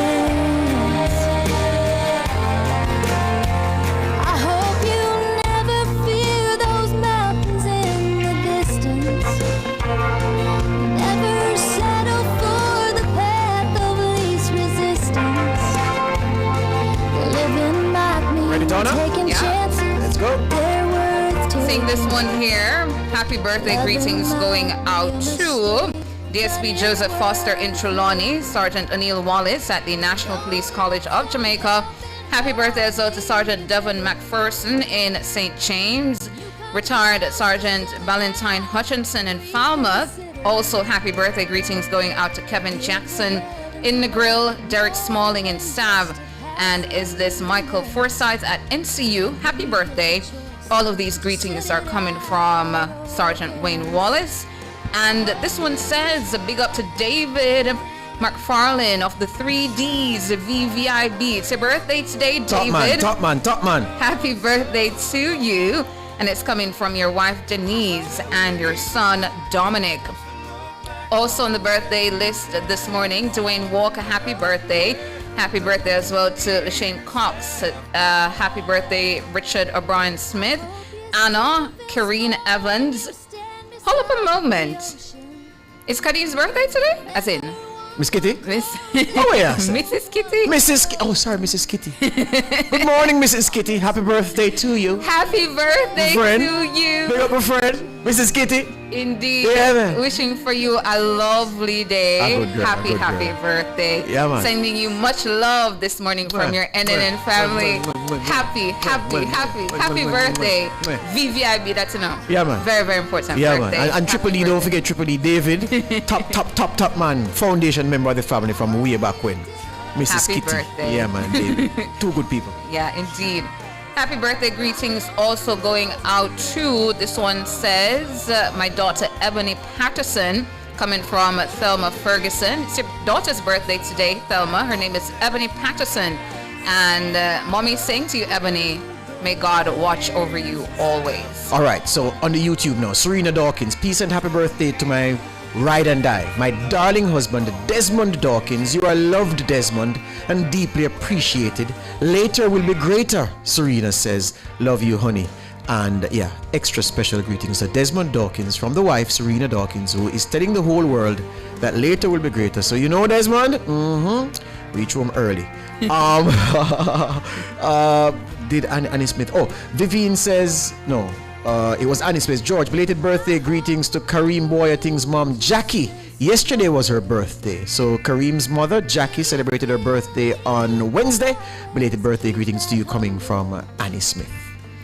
And this one, a special birthday shout out to Keisha M, a Silvertier member of the family club. Keisha M, it's your birthday today. Yeah, Keisha. Happy birthday to you. Hold them, Keisha. Later will be greater, Keisha. And Keisha, if you're checking out the screen here on Nationwide 90 FM live to our YouTube channel, we have up your name on our screen, cupcakes and all these things for your birthday. Happy birthday to you, Keisha M, Keisha. on your special day. Wishing for you a lovely one. For real. An important notice amid the birthdays. Oh, okay. Let's do Trisha Brown features. Says, wishing my best friend Ronelle a very happy 40th birthday. She says, welcome to the 40s Club. Love you from Trisha. So Ronelle, you're 40. And your friend Trisha Brownfield says, welcome to the club, honey. And she's wishing you all the best on this day. And just a reminder for our family members that you must contact Family Club at nationwidenewsnetwork.com or 876-630-1210 for prizes and to submit photos for birthdays or anniversary shoutouts. Family Club at nationwidenewsnetwork.com or 876-630-1210. Yeah, and sweet dark chocolate mocha says, George and Tana, can you announce this for me? I found a card holder with a voter ID in the name of Nicoland Wolf. There's also a bank card in the wallet. Ask the person to reach out so they can collect. So Nicoland Wolf, anybody who knows Nicoland Wolf, we found your purse with your ID card, your bank card, and perhaps some cash as well. So Nicoland Wolf, get in touch with us here at Nationwide News Network and we'll coordinate your retrieval of your wallet, your purse with bank card, ID card, cash. We can put you in contact with the person who found it. All right, Nicoland Wolf. Going again, Nicoland Wolf. Anybody who knows her or Nicoland? Sounds like a him. So like a him. All right. Yeah, Nick Wolf. Yeah, man. Link up. We can give back a thing. Yeah. Cool. A final one as we go. Happy birthday greetings to Hyacinth Powell from your children, Cara, Tanya, and Kayan. So it's Cara's mommy's birthday today. Yeah. All right. Happy birthday to you, Miss Hyacinth. It's Yes, your Miss birthday Hyacinth. today. Yeah, man. Coming from your children, Cara, Tanya, and Kayan. Yeah, also man. from your favorite grandchild here, Jada. Jada, take stepping on. Got enough grandchildren. And the others, the 5 others, and her 3 great-grandchildren. They're saying to you, we love you plenty and wish for you many, many more. Very well, sir. Very well.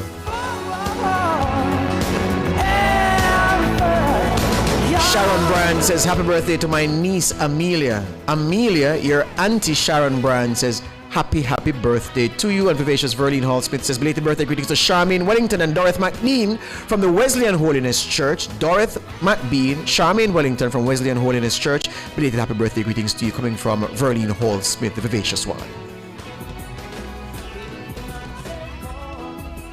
Man, same. We are go Nora time, you know, you play tune at Nora time? Oh, you mean? Play tune, King. Man say resign from the war. And the war has started. So I wonder what we play Sunday. Who will play in the Mayor's Parlor on Sunday? As bad as things be, Damien, hear me and him now.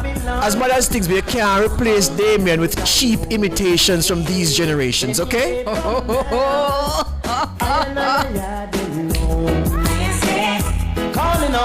Desmond, please report to work on Sunday at Mayor's Parlor at 1 o'clock. You're going to play till 7 o'clock, sir, okay? Good. Don't resign from the war.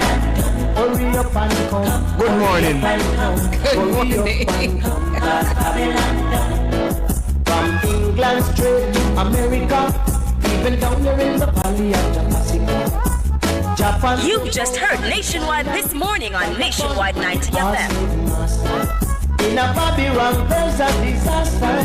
Will I can't get no food and no water. Get up and come, get up and come, get up and come. Cause Babylon, hurry up and come, hurry up and come, hurry up. Fearless and fair. Nationwide 90 FM.